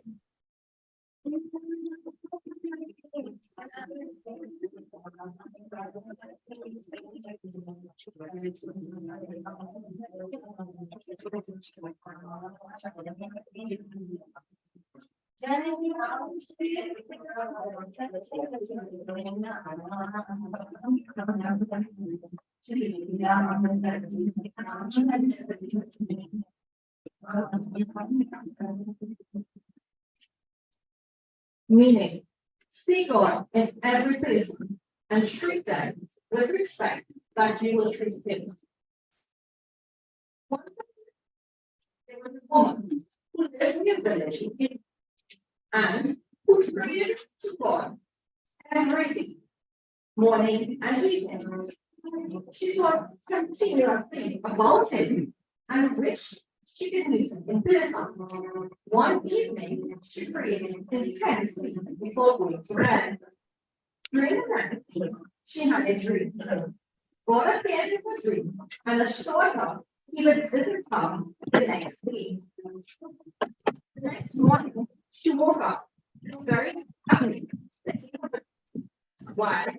Preparations to welcome him. She cleaned her house, did puja, made a rangoli at her entrance, and decorated her home with flowers. She then began to prepare food, making parasad, laddu, kurma, gulab jamun, and barfi. Soon there was a knock at the door. It was a beggar, one who came regularly, and to whom she always gave a small coin. She was annoyed and shouted, "Not today. I am busy. Come back tomorrow. I'm expecting an important guest, so please keep my door open." By now, she had finished making her sweets, so she took a bath, changed her clothes, and sat waiting for God while chanting mantra and singing bhajan.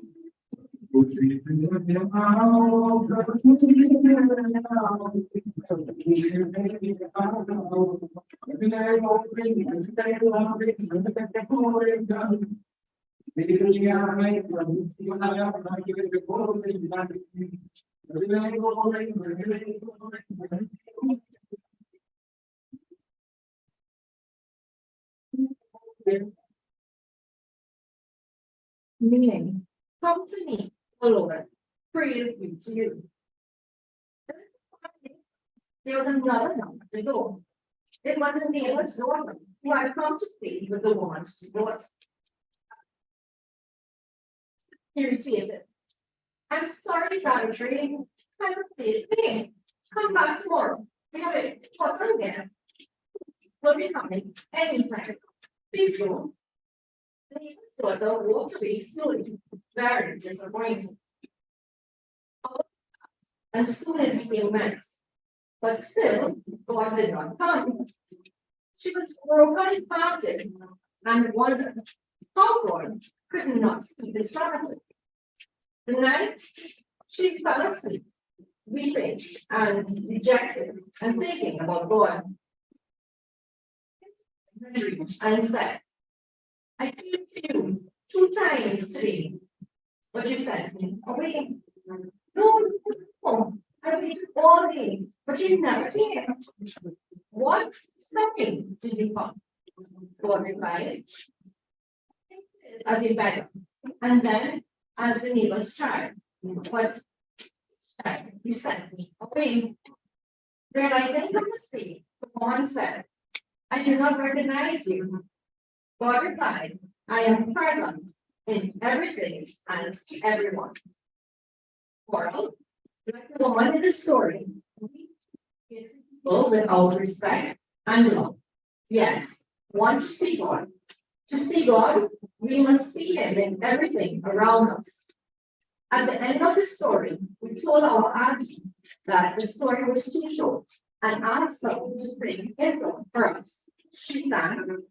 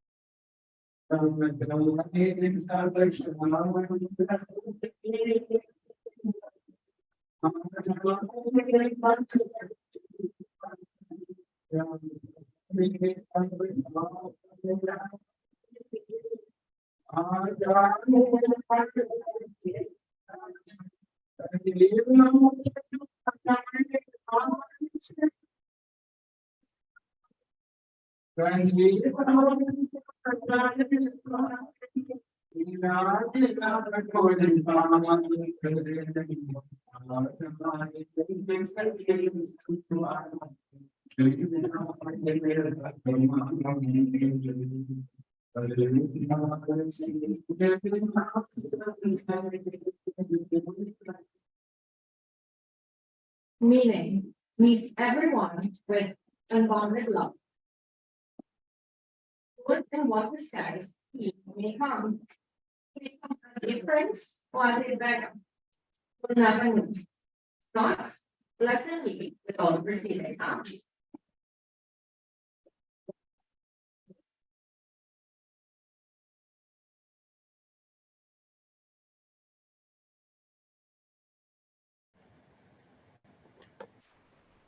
Very much, Miss.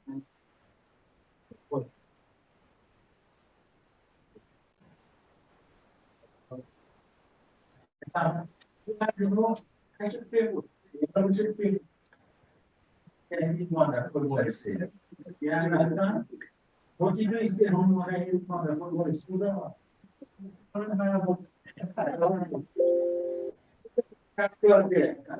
But after hand over the inside, I know wonderful. I know why the standard is I'm reminded that I'm here thousands of years ago. When we get in, we must always go back in time. First of all, relax and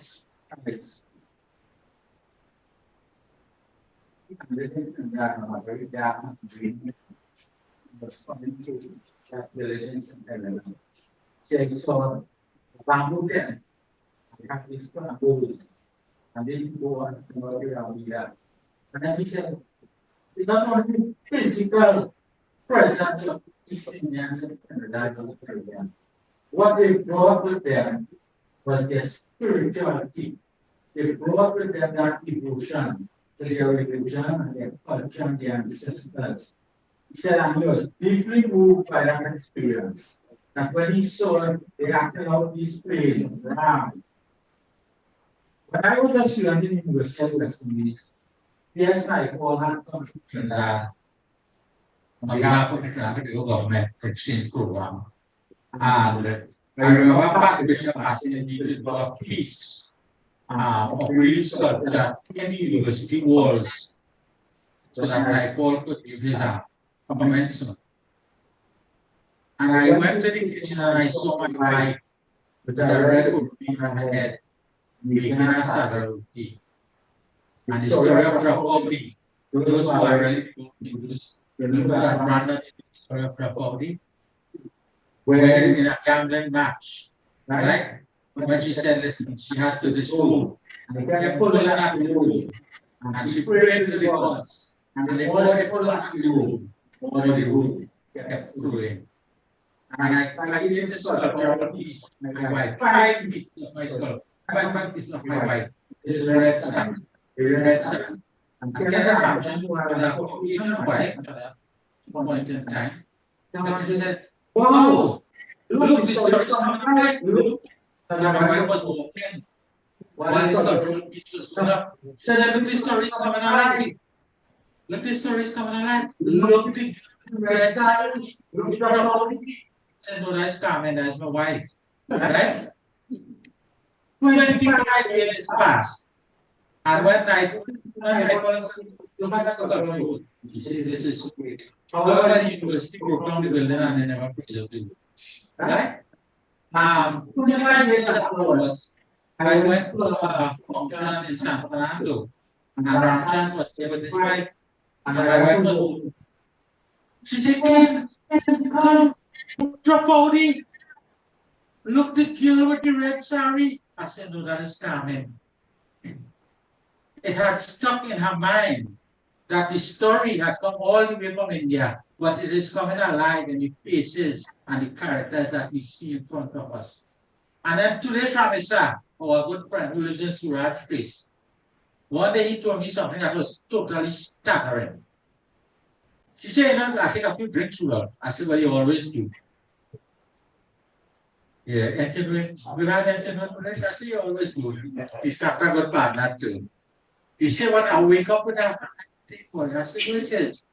He said, you know, I go on, he take me and I go on behind my house to eat. He said, and then I realized Ram living next door. Krishna living a little way down the road.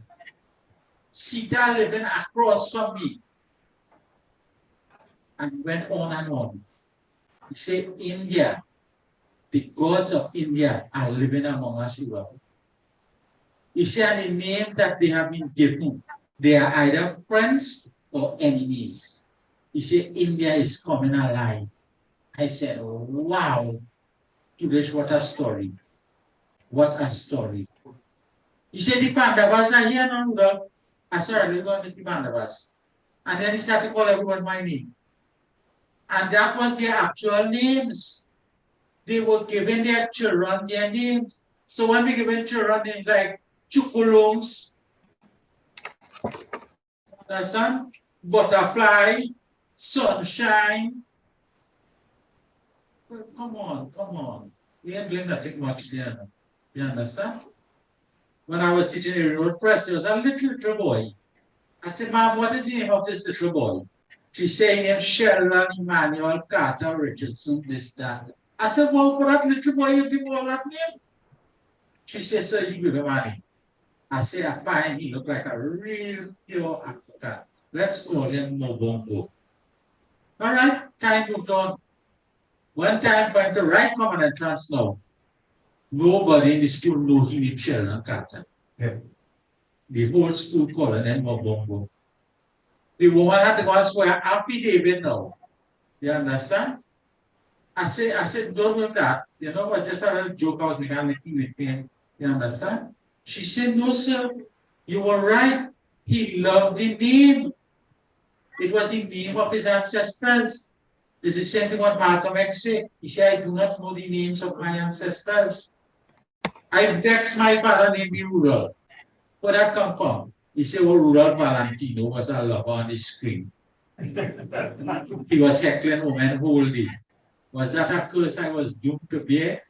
So what's in a name? Everything's in a name. Everything. Now, one day you'll tell us the story of your name. Right? It's interesting. Yeah. So, Judy, no, I do not know Judy. I think I will rename. And we always doing that. Ralph is still Ralph too now. He's always been renaming people. So that story about we seeing God in everybody and seeing God everywhere. Right? I like that story. Let's see God in everything. We move along. The next person we have on the program is a person who I know very well, who has visited my home several times. She lives in Canada. She belongs to one of the richest families ever in Trinidad and Tobago. She was just born into wealth. She was born into wealth and she was born into education. Her brother was the principal. I think it was a brother or uncle. Was it father? Yeah. Was the principal of Queen's Royal College. And I met him when she came by my home. And he was such a learned person. Quiet, humble. And she was also smiling. I worked under her aunt, Margaret Jagesa. Right? And she in her own right was a great scholar of literature, English. You know, a lot of people want to say they want to get into poetry and literature. My advice to anybody who wants to get into anything, whether it's art, whether it's music, whether it's literature, whether it's agriculture, go and spend your money and learn. Don't want to just say, I am self-taught. Anybody who tells me I'm self-taught, I'll say, excuse me, Krishna, I go. They had brought Leroy Clark in the University of the West Indies. And he said, well, you know, I'm self-taught. I said, thanks for telling me. And I go. Because the world sits on knowledge. The world sits on knowledge. Somebody said, I don't believe in no doctor, I believe in bush medicine. I said, well, when you get sick, look why you When you get really sick, don't go in the hospital and don't go in the clinic. Keep on disrespecting education. Keep on disrespecting. One of the things I always admired about Rao, right? He always encouraged all his students, every single one of the students, whether it was at primary school, secondary school, university level, teachers college level. I taught with Ralph in primary school. He went on to secondary school, and then he went on to university. You understand? Sometimes I feel very guilty about calling him Ralph, because he's such an esteemed scholar in his own right. He's such an esteemed, and he was a source of inspiration for thousands and thousands, more than 100,000 young men and women to go forward with your education. So don't come and say, I like this and I like it. No. Spend a little time, join a group. I like this subgroup that Moti has started, but I urge everybody, go forward, go forward, go forward. So we want to invite Ms. Heather Laltu Ferguson, right? Who was a resident of Pinal, and she has tremendous stories. I think she has a new book out in publication. I know what's the name of the book? Would you remind me? I can't remember it offhand. We brought it so many. Cersei? Cersei? Yeah. It's I'm here. named yeah, there it is. It's named Yeah. after the I wanted to back talking. I wanted to back talking. You're right behind my back. Yes, what's the name of the book? Hold up for me again, Heather. Heather, hold up the book for me again. Hold up the book. Cersei's Dream. Cersei's Dance. Cersei's Dance and other stories. Yes. Yes. I must say, Heather has been a wonderful friend to me and my family, my son, my wife, and I have the great pleasure to say I have met someone really, really great in this community. So without much ado, I hand you over to Ms. Heather Laltu Ferguson. Thank you very much. Rudolph, boy, you humble me there. I don't know how to answer all that. One thing I must tell you, we didn't end up rich, you know, because the Canadian missionaries kind of got our oil-bearing lands. You know, they thief it from under us. But that's a different story. Huh? You have to talk to Ralph about that. Yeah. Anyway, let me say I wish to extend a heartfelt congratulations to my friend Motilal on the launch of his fourth book. What a privilege it is to read today to help him celebrate. And I am pleased to say that I am very proud to belong to a family of penal writers, you know, which include Motilal Kamta, among others. I don't know, you know, going back to what Rudolph said earlier, I don't know what it is about penal, you know, that made us different. Maybe it's nostalgia. Maybe we all had our navel strings buried there in the backyard like I did. So anyway, as Moti will tell you, I'm tied to penal in more ways than one. Anyway, today I will be reading The Adventures of Rama by Motilal Boodoosingh. Here we go. My grandmother on my father's side was the wisest woman in the village. She knew all about the herbs and bush medicine of various illnesses. Made ghee and dahi, rubbed and cured sprains and strains, helped resolve disputes among the villagers, and also between man and wife, and delivered babies. She served as a grandmother to all the children in Bhagrati Trace, whether they were related or not. All the children called her Mai, meaning mother. The older men and women called her Bakamai, signifying her status as the older, wiser mother. Before I started school, she took me everywhere, to Bhagwat, Kathas and Ramya and Yagas, to the Kutia, to the sea for Kartik Nanan, to Ram Leela and Krishan Leela and Diwali celebrations. And she could sing bhajans and verses from the Ramayana and Bhagavad Gita. And she could tell stories, usually accompanying them with verses from the holy books. Among her favorite stories were those of Lord Rama and Lord Krishna. Once the world was in chaos, as the demons led by Ravan became very powerful and were attacking the righteous people who were worshipping God. In order to save his devotees and the world, he caused himself to be born as Lord Rama on earth, the eldest son of King Dasarath. Here, The chorus sings. Meaning,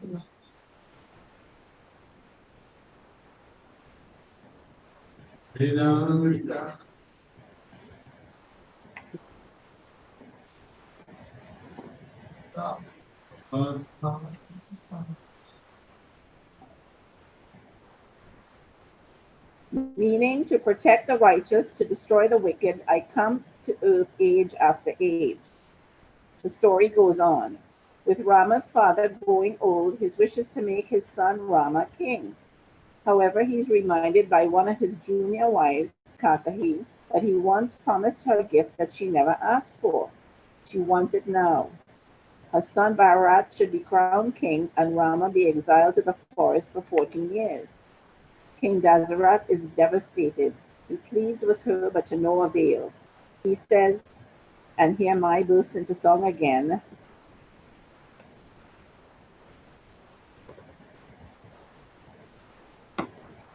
Meaning, I am descended from a lineage who keep their word. I would rather my life goes than not to do so. He keeps his word.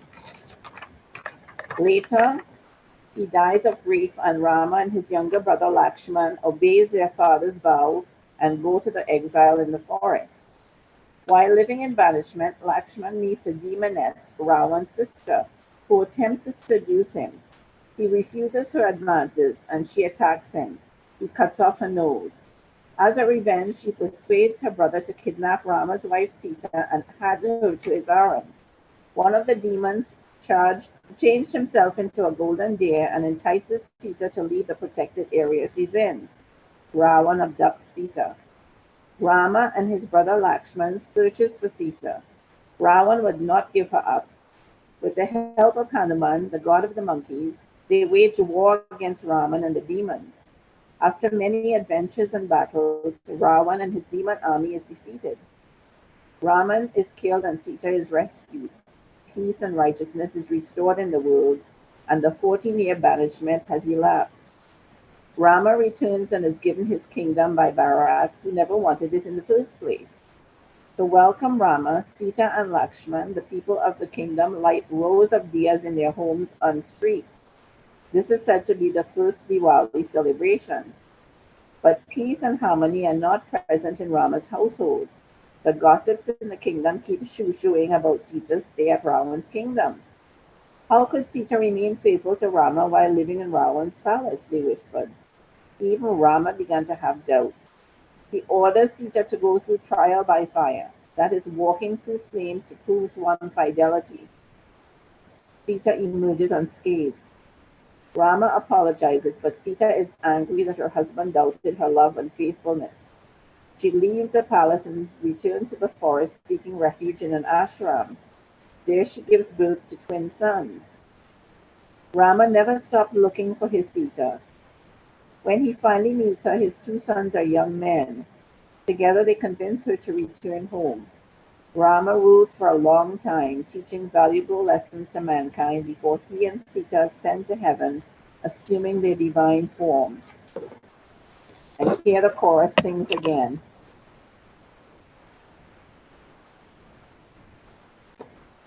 Jai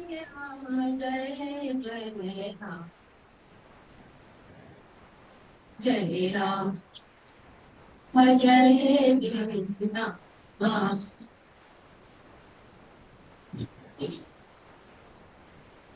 My sister Chandra, who was 4 years older than my 9, had started high school at Victoria College in Penal and felt she knew everything. She had become skeptical about my stories. She questioned, how come Rama, if he was God, did not cause Katahi to forget King Dasarat's promise? God would not need a battle to destroy Ravan. He could do it all by himself. He did not need the help of Hanuman and his army. He would have known that Sita was faithful. I was horrified. How dare she disrespect my beloved Mai? Mai looked at her calmly and said, the stories of the Ramayana and the Bhagavad Gita and the Bible, and indeed all of the holy books of all religions, are there to teach us life lessons. When God comes on earth to restore righteousness, he comes as an ordinary human being, lives and acts as one, so we can learn by the example he set how to live and how to behave. The end. Thank you, Motilal.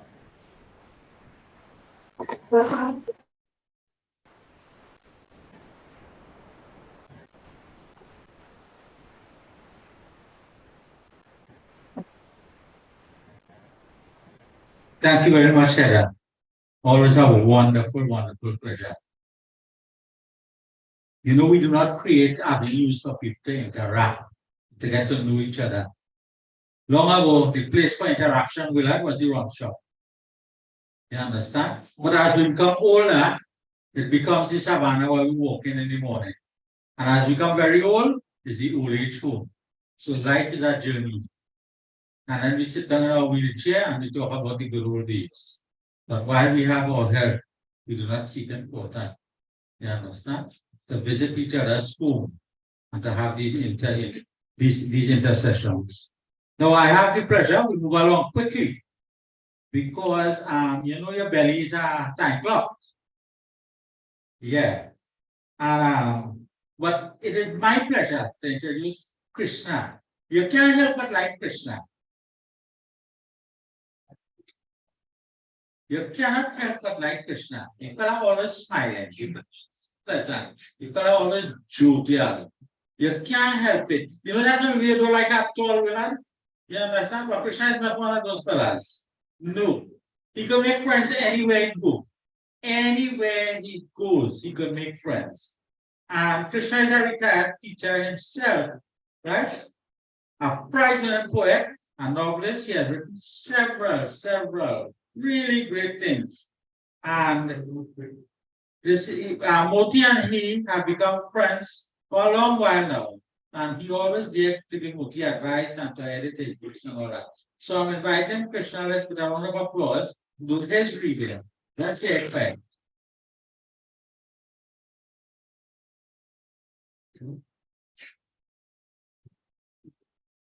Fine. Thank you, Sudha.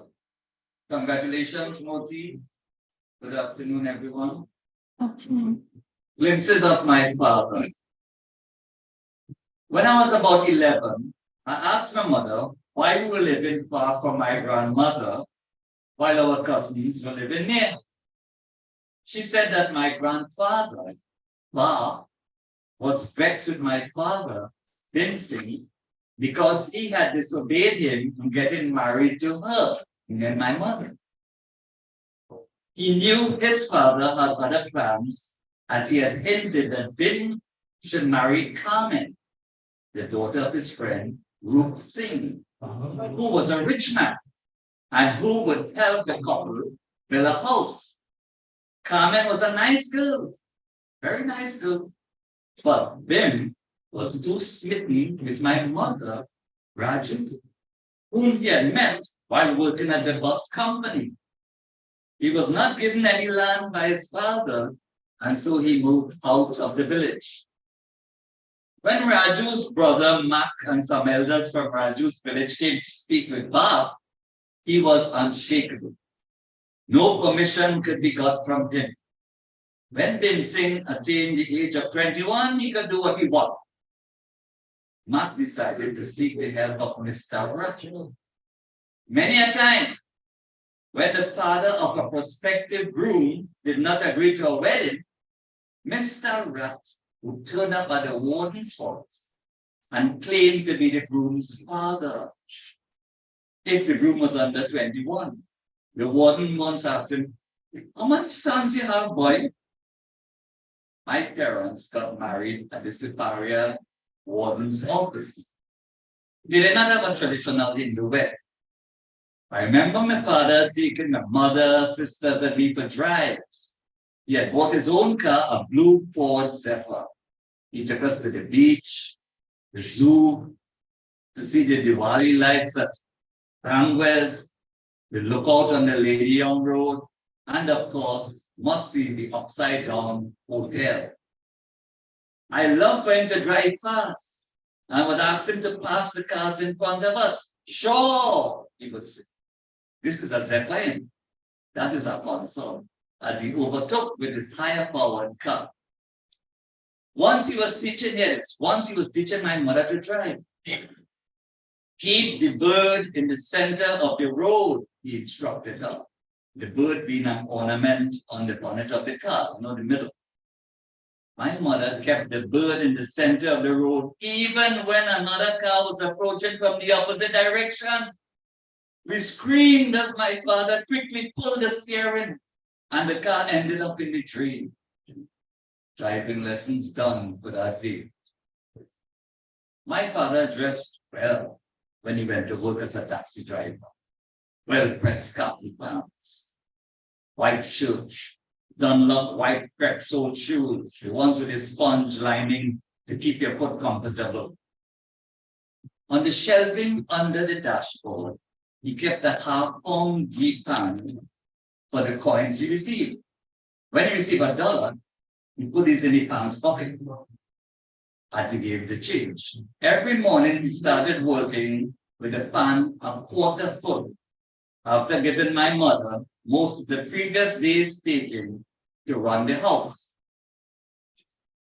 My father rarely disciplined us. This was left mostly to our mother, who would say, as we all know, wait till your father reach home, his cutlass in your tail. He wore a broad leather belt. I remember getting 2 when I was in standard 3. He was checking my homework and there were several red X's. The girls never got licks, and I remember this one time only.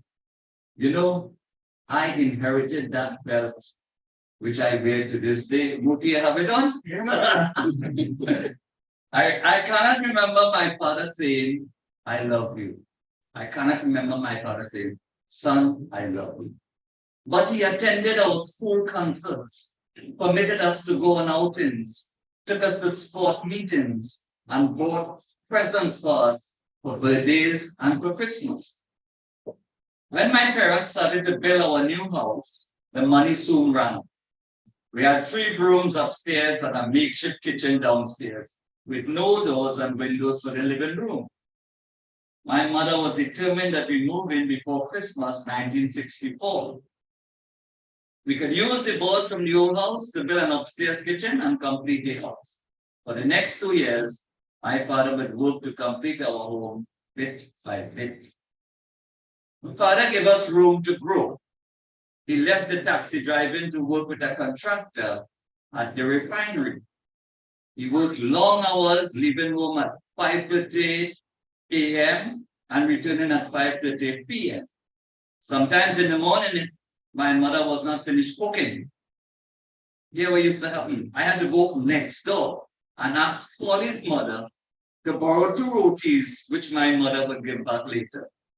On his return, after a bath and dinner, he would sit in the hammock downstairs with his dog Scotland until bedtime. Now, I got a job as a learner refinery operator. We had an Austin, Cambridge, which I was allowed to drive to work, taking my father and 2 neighbors. I had a girlfriend who worked at Chanka's Hardware in Duncan Village. I picked her up after work. My father would go in the back seat, allowing her to sit in front. Sometimes, the girlfriend would leave for home early on a Friday. So once we stopped at CDL's bar for a drink. Bob, one of the neighbors, ordered half of Eclipse, a Pepsi, and a stall for the boy, meaning me. My father said, stall for the boy? Look, bring a glass. He feel like those smelly mouth would run when he come home after lining up the road. Bring a glass. When I had an African girlfriend, my mother wasn't too pleased. My father reminded her, it takes sun and rain to make rainbow. He also made a rival remark about the feline species in the night, which didn't quite amuse my mother.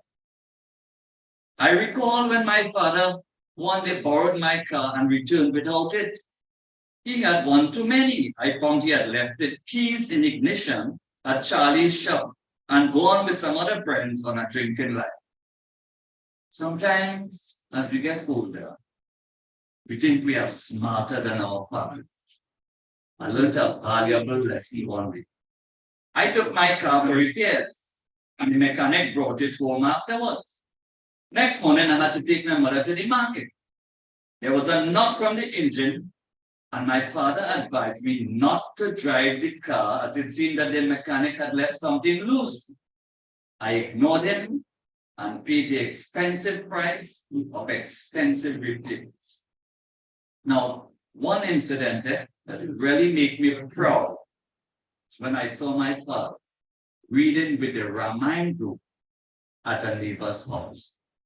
I never imagined he could read Hindi, much less translate the teachings. I wish that I had taken the time to learn more about my father. If I had done so, I would have heard more in this story. God bless you, Papa. Thank you.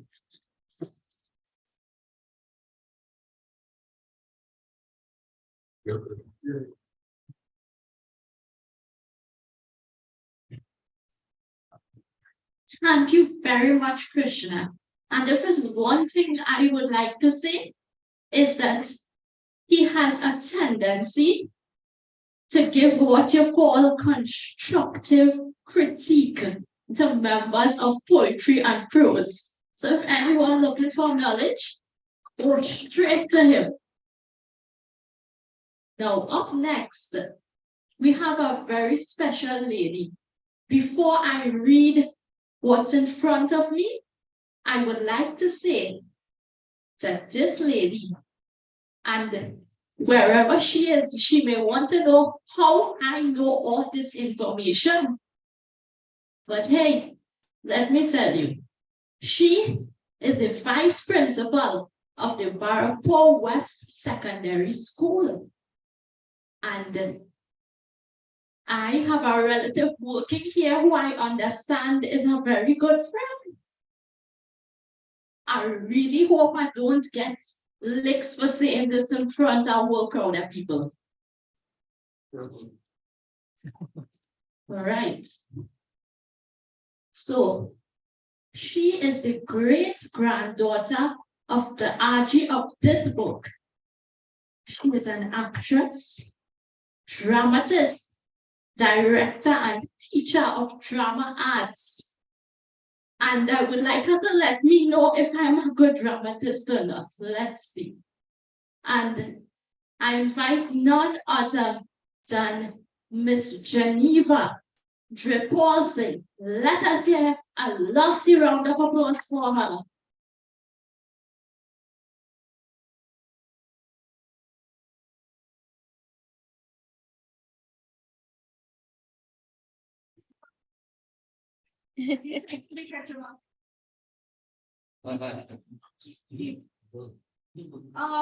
Before I begin, I just want to say that the story that I'm reading today from the book is the story of savagery. And the motive reminded me to say that his wife is also savage. So I'm reading the story of savage. The theme for the virtual story time in March in Asia and for original rights is focusing on a female lead. And the story that I'm reading today is adapted from Hinduism, and it is one of the greatest Asian religions that tells of this character known as Savitri, a leading female character. Many of the stories I listened to while growing up were told by my grandmother had revolved around strong and heroic male characters. Ram, Krishna, Arjuna, Lakshman, and even Ravan. But what about the women in holy scriptures? They are heroines in their own right, fought their own battles, and had a thinking brain and sharp wit in addition to their caring feeling. They were fearless, loyal, intelligent, and never resisted speaking up when the occasion demanded. Today, I want to tell the story of Savitri, One such character from Hindu holy scriptures, as was told to me as a child over 60 years ago. Long, long ago, there was a king named Ashwapati in a city called Madura. He and his queen were childless and prayed to the gods for a child. At last, the goddess Saraswati blessed them with a girl, whom they named Savitri, another name for Saraswati. Savitri grew up to be a beautiful, intelligent, and wise. She was skilled in athletics as well as in learning, in debates about religion, philosophy, art, history, and ethics. She bettered all, including the young men of the kingdom who dared challenge her.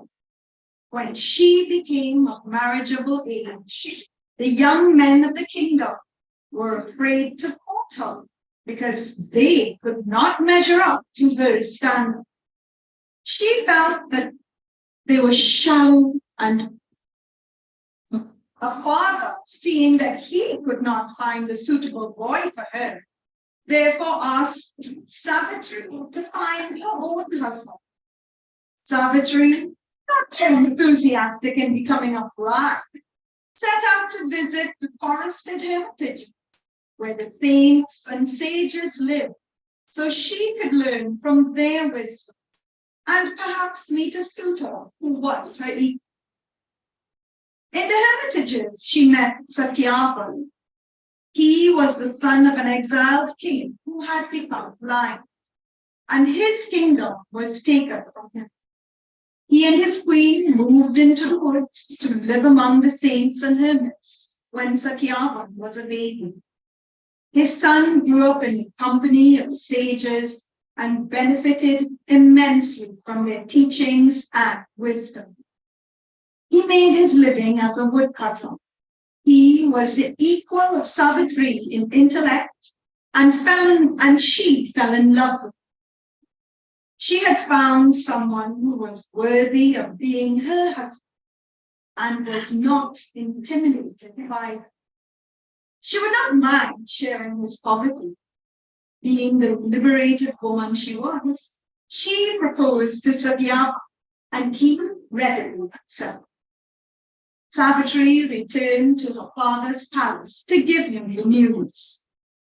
He and his queen were not pleased at first, but seeing their daughter's determination, as was the custom then and even now among Hindu families, checks had to be made to ascertain the suitability of the couple. The priest would consult holy books and, using astrological charts, tell about the chances of a successful union. In Trinidad, we call this checking the guna. As Savitri's father, his court at that time was the Saint Narad Muni. Narad Muni is known as a messenger of God.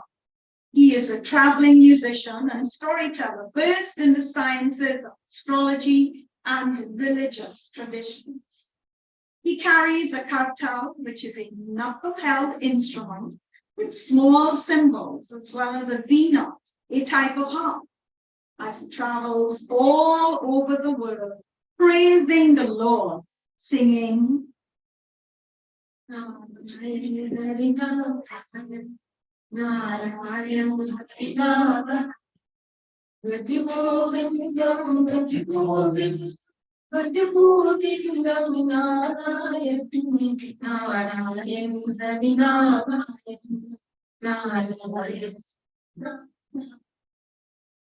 Narad Muni was consulted. He told the king that Savitri had made a great mistake in choosing Satyabhama. Although he had so many good qualities and was so much like Savitri, he was destined to die in 1 year's time. The king begged Savitri to choose someone else, but she was adamant. She felt that a year with her Satyabhama would bring her greater happiness than a lifetime spent with those boring suitors. It was she who had proposed, and she had given her heart to Satyavan. Narad Muni gave his approval for the marriage. After the wedding, Satyavan and his bride left the father's kingdom for the humble home of Satyavan, where he continued doing his duty, taking care of the blind father and aging mother. In the hut in the forest, Savitri, who had left all her luxurious clothes and fine jewelry in her father's home, now dressed in ordinary wear and performed the tasks that were done by servants in another time. The residents in the forested village praised her kindness, generosity, and gentle speech. She had a wonderful life with her beloved Satyavan. Narad's prediction weighed heavily on her mind. And as the end of that first year grew closer, she was full of thinking. She had never told Satyavan of Narad's words and pretended all was well. She fasted and prayed to Lord Narayan to spare her husband, even as she continued to serve him and his parents. On the appointed day, Satyavan went out as usual to the forest, axe in hand. Satyavan was surprised when Savitri asked to go with him, determined to spend every last minute with him. At first, he was reluctant, but when she pointed out that she had already done her chores and taken care of her in-laws, and that this was the first wedding anniversary, he relented. The streams, flowers, and trees never seemed more beautiful than that fateful day. As she walked with her husband, Savitri was praying in her mind.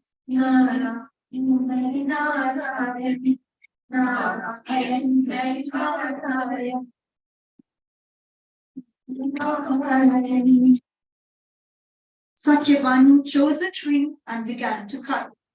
After a while, he told Savitri that he was feeling a pain and he would rest a while before starting again.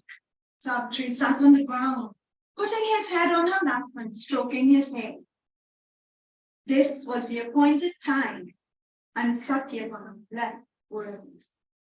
Yama, the Lord of Death, came and took Satyavan's soul and headed towards the land of the dead. When Yama left for his round, Savitri began following him. Yama pointed out that her duty was to go back to her husband's body and perform the funeral rites. Savitri countered that her duty was to be with her husband. They argued and debated, but Savitri's knowledge of the scriptures and philosophy proved too much for Yama. Yama admired her skill and grasp of the sacred text and told her he would grant her one wish except for the life of her husband if she stopped following. Savitri asked that her father-in-law be able to see his grandchildren. Even to be rid of her, Yama hastily agreed. Savitri then pointed out that Satyavan was an only child and there could be no grandchildren if he was dead. Realizing he had been tricked, Yama laughed heartily. Never before had he been bettered by a woman. He said, "You are a great woman who deserves a loving husband. You will have Satyavan's life up." Thus, Satyavan was restored to life and his father regained his kingdom. And later, Satyavan became king, lived happily with his wife, his queen, and chief advisor, Savitri. Like that.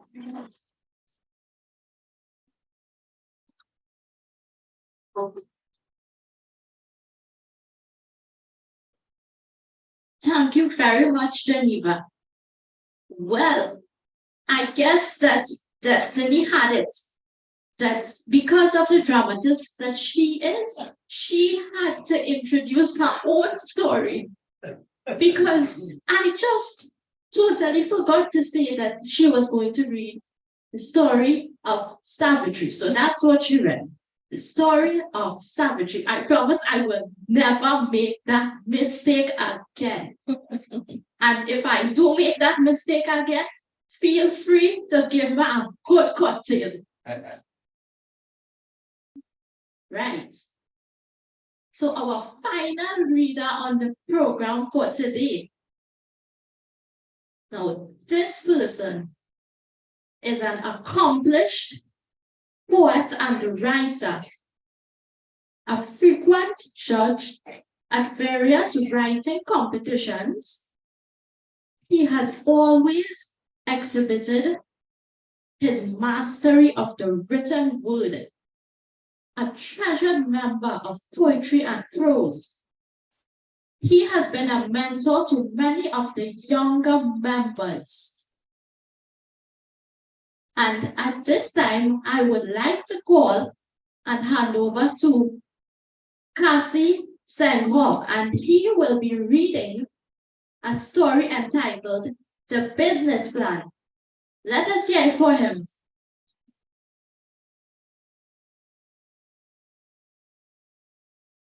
Hello. Okay.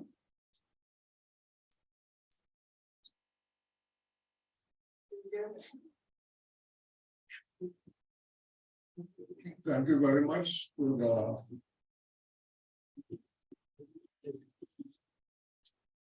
is it still morning? I'm not sure. Afternoon. Good afternoon, everyone. Thank you very much, Motilal, for inviting me to read from your fourth book, your most recent publication. And it's a pleasure always to be here in the Needle Library. This is my third visit to the Needle Library. My first visit was quite by accident, I must say, because I did not leave home to come here on that day. And I ended up here because on the day I passed by the Kruger Library, and it struck me that the day before there was a program that had to do with what is it called when you have those lovers in February there? Valentine's. Yeah, the day before was Valentine. And I remember that there was a program at this library about Valentine's, and I say, you know, maybe I should just visit there and see what it's like. So that's how I ended up there the first time. I got invited the second occasion to teach children. I'm sure some of them are yours or your grandchildren. I'm not teach really, you know, but to share with them poetry. And I met quite a number of 5-year-olds, 6 years, but after about 7 or 8-year-olds. And we had a good time talking and reading and writing poetry. And that was my second visit, and today is my third visit here. And I must say that I'm happy to be among the readers, some of whom are members of Poetry and Prose, as Shadira would have mentioned in her introduction to me. It was a pleasure seeing Arlene, for instance, who made me this week to say that she was seeing me. I didn't know how that would happen, but technology made it possible for me to see her. I'm sure right now, I don't know if it's happening, but she may also be seeing me too. Seeing Arlene, seeing Heather, of course, a Black, being in company with a Black for the first time, being in Krishna's company, who I've known for many years, when we were writers reading together and so on. I sat down next to a reader, Willard, and our MC, Rudolph. And Rudolph reminded me, you know, about, I think he ended up saying at one point this morning here, that everything is in a name, and it does not really got his name John. And this has been, of course, a very touching subject with the question of a name for us Africans, you know, in the diaspora. Because we too have been, we were robbed of our names, as well as all spirituality or culture, etc., etc. And here we are in Trinidad, and we have been trying, like Africans and Indians, I suppose in all the diaspora, to either regain and or maintain what we know, the goodness we know of ourselves. It's a bit more difficult for the African for obvious reasons, and so that our scattering also has risen seeds then that we take with us into everything that we do, you know, so that we in terms of reclaiming and getting back names and so on, it's a very good idea that we should do this. I live in an Indian community. I don't know how this is. I live in Karachi, China, and quite a number of my neighbors, they're European names, you know, and especially the women. And I always insist that I would rather call them like the Indian names, you know, and they will feel that to me, that is what I call them by. So that all the Anis and the Durins and the others and so on, I put that aside and I get their correct names and I call them by the Indian names. That is what I like to do. As for myself, of course, I changed my name, having been a part of the Black Power in the 1970s. I changed my name, and my entire family, everyone has African names. My surname is Singh, which means descendant of the gods. And all my family, all my Singhs, have African names, right down to my grandchildren. And we're expecting a new grandchild sometime with maybe October, maybe next month or so. Yeah, so total African names, which helps us. You know, so everything is in a name. It helps us to keep that kind of togetherness, that family, that love, and that dignity and integrity. True. Because in the stories that I've heard, there's a lot of dignity and integrity among the characters in the stories. I think in the last one that we read about savagery, I think I heard mention the question of checking out the Guna. That is, I think the Gunas are Satwa, Rajas, and Tamas. And checking out the Guna means that we want to know that the person you're going to get married to is has a certain amount of integrity. You know, you want to marry someone who is to do well. And this corresponds also to the story about seeing God in everyone. And I want to take the opportunity to say that by extension, if we should see God in ourselves, it will be very helpful. And in that way, in this, let's say in the story, if the lady who was waiting on God to come through the door was capable or had knowledge of how to find God in herself, she would not have had the problem of chasing away any, because she would have known where God resides in herself and therefore in all of us. So having said that, I'm now going to read the story given to me by Motilal, which is entitled The Business Plan. My Aajee, my father's mother, was the greatest storyteller there ever was. While she loved telling the stories of her native land, India, from where she came, and which consisted of tales from the Hindu holy books, like the Ramayana and the Mahabharata, she also told the folk tales and legends about Raja and Rani, princes and paupers, and animals from her homeland. Having come to Trinidad when she was just 9 years old, by the time us grandchildren came along, She was also well versed in the local stories about our village and also our own Trinidad folklore. Sometimes on evenings when it became dark and the only light was the moon and a small flambeau, as there was no electricity in our village, and the eerie sounds of the cicadas and screeching owls, and the occasional wild animals pierced the silence of our little carrot house, situated next to Sergio's cocoa estate. We would sit at her feet as she frightened our tales with tales of jumbies, wrens, lagahoots, and sukuya.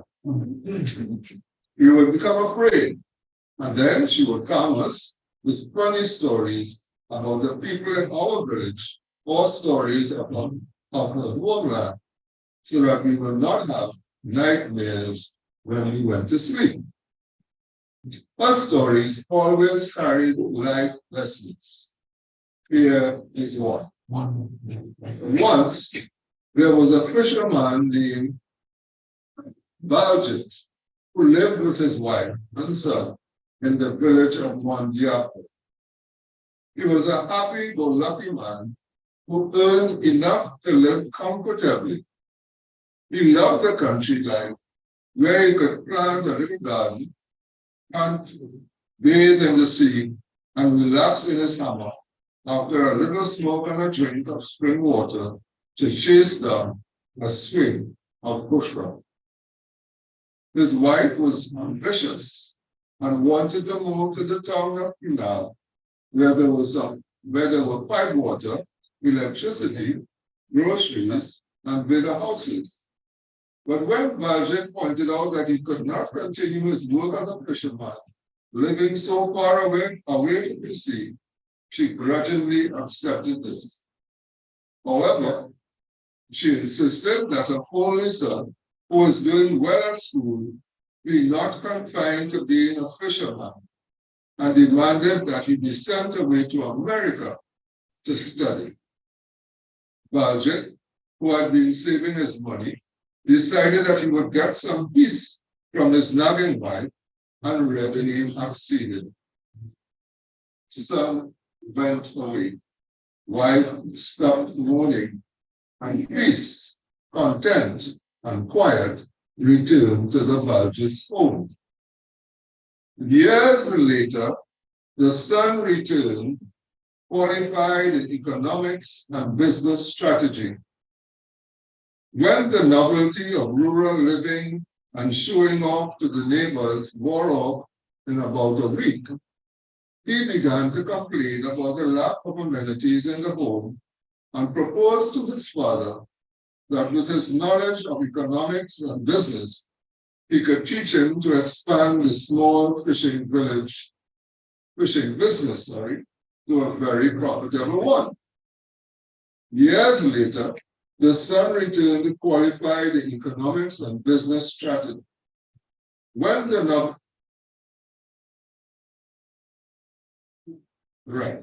he began to complain about the lack of amenities in the home and proposed to his father that with his knowledge of economics and business, he could teach him to expand the small fishing business to a very profitable one. One morning, when his father returned home at about 10 o'clock in the morning, after a reasonable catch, he asked to speak to him. Looking at the catch, the son asked, "How long did it take to catch those fish?" "Not very long," replied the father. "Then why didn't you stay longer and catch more?" son asked. The fisherman explained that he had enough fish to meet his needs at home, to sell to the fishmongers that came from Canada, and to get sufficient money to buy groceries, give to his wife, save up it, and buy a nip of puncheon for himself. The fisherman explained that he had enough fish to meet his needs at home. "And what will you do with the rest of the time?" son inquired. "I will spend time with my wife, line with my friends, take a nap in the afternoon, relax in the evening by planting under the kitchen garden. And the son interrupted rudely. Look, man, you're wasting time. I have a degree in business and economics. I could show you how to improve yourself. Listen, first you start by fishing longer every day. Extra fish mean extra money. With the extra money, you could buy a bigger boat. And after that, that's it. Well, more money coming in. Now you can buy more boats and have men working for you. You can have a fleet of trawlers, and instead of selling to the fish van from Tina, you can sell straight to the factory in Citrus. Maybe you can even open your own factory. You can sell this house and land and go and live in Tina or even San Fernando, where there is pipe, water, and electricity. From there, you can manage your business and remain home while you have men working for you. How long will that take after pressure? 20 to 25 years, replied yourself. And then what? Father asked. By then, your business will get really big. You can start selling shares to investors and make millions.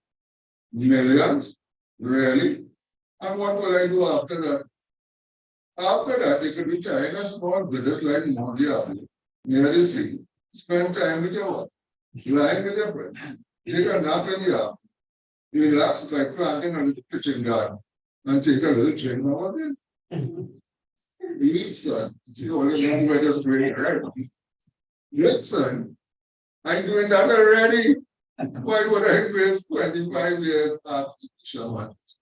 But, sir, son, how much years do we have, sir? Father, you know I'm 30.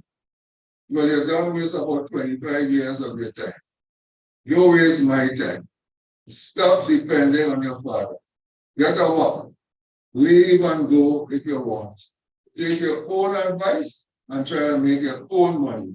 I tired of minding that down. Thank you very much.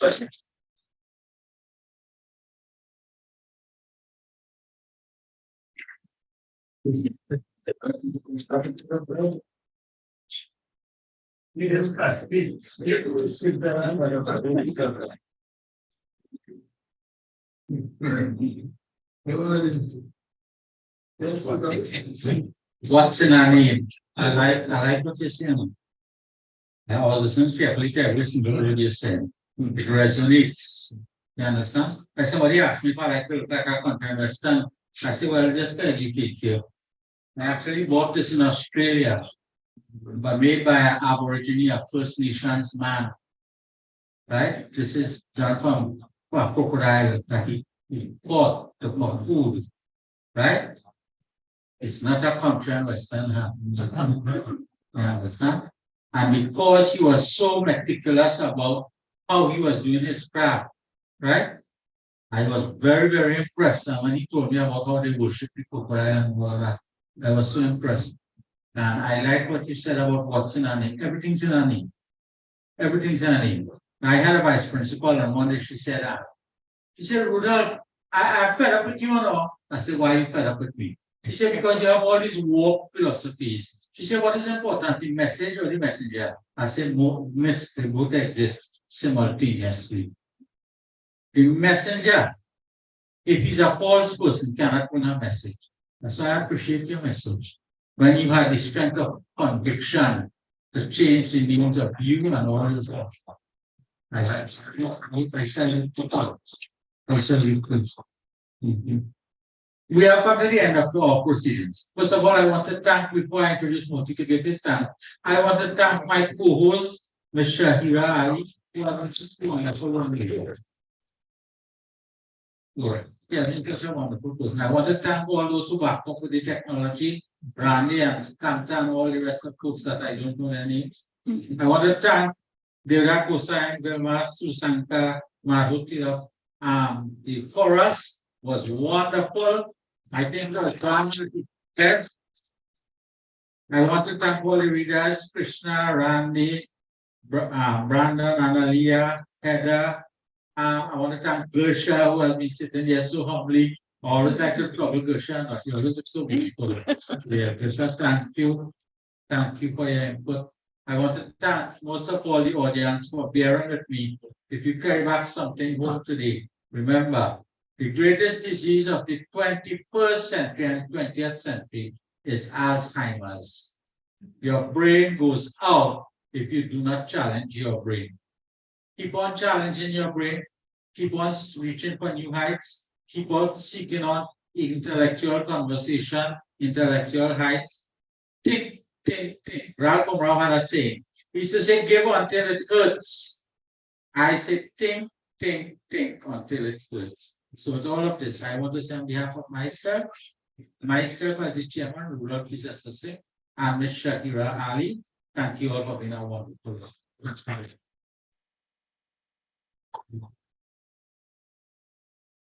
Yeah, the same thing said.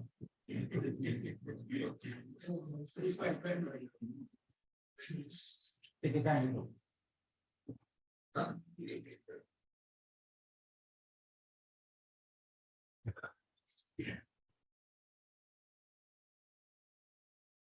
After Rudolph thanked everybody, I hope this year of small so.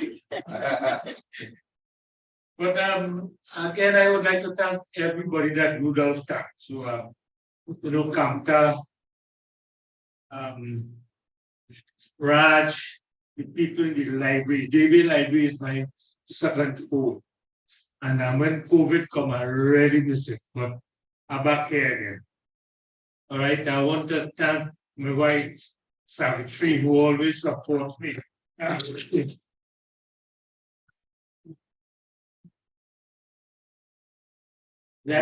granddaughter. Somebody was talking about it, right? I said, boy, you see me? I have a 5-star wife. All right, so I want to thank the David Library, Rudy and Shahira for doing a wonderful job. The readers, Cassie, Willard, thanks for Reverend Ralph for the prayer. And I want to, and my neighbor Dan Raj. Dan Raj teach me in school. But that was storyboard I have to write. One of these days. He didn't touch. You see Ralph and Dan Raj? Well, Mr. Ralph Umrao, Mr. Umrao teaching in Pinal Roxien. And then he started opening Mahasabha school. And then Mr. Dan Raj going to teach in the Mahasabha school.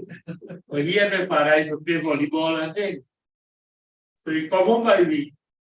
I said, boy, big boy, it's a new school, even the school and we teach religion and all that we can do. So my father take me out and put me in the Mahasabha school. So a week passed and Mr. Umrao is senior and Mrs. coming to school. So he and a father called Beresford, teacher Beresford, come home by me to find out why he not coming to school. So my mother said, well, go to the school again. And she gave them 2 cups of milk, 3 milk cup of milk we had cow. And the final thing, we going back to the Presbyterian school. It's a good thing we didn't change the uniforms yet. And then finally, when we move on to the village, I know in the school too. So I had to write a story. Anyway, I hope I don't forget anybody. This is my 5-star wife at Toko.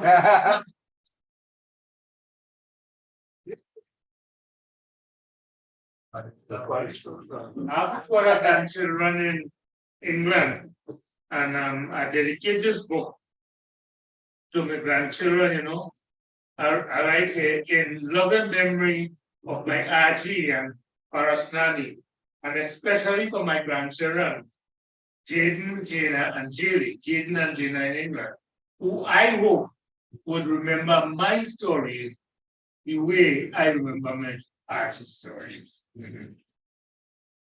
When you come to the daily library and you come to things that I involved in, it's hard thing to eat and drink. So I want to invite everybody to eat and drink. And hey, thank you for coming. I always look forward. This lady always leave. We don't live in reform and come to things in the libraries. When COVID hit us, we kind of eased up in the library. And then we started go online, and online now we have a lot more people, but I always want to come and do things in the library.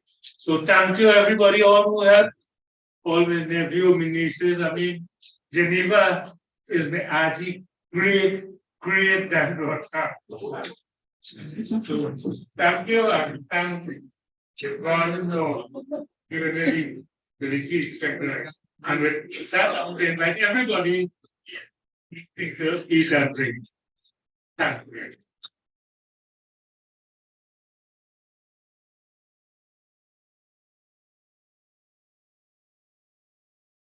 We have coffee, we have so drinks.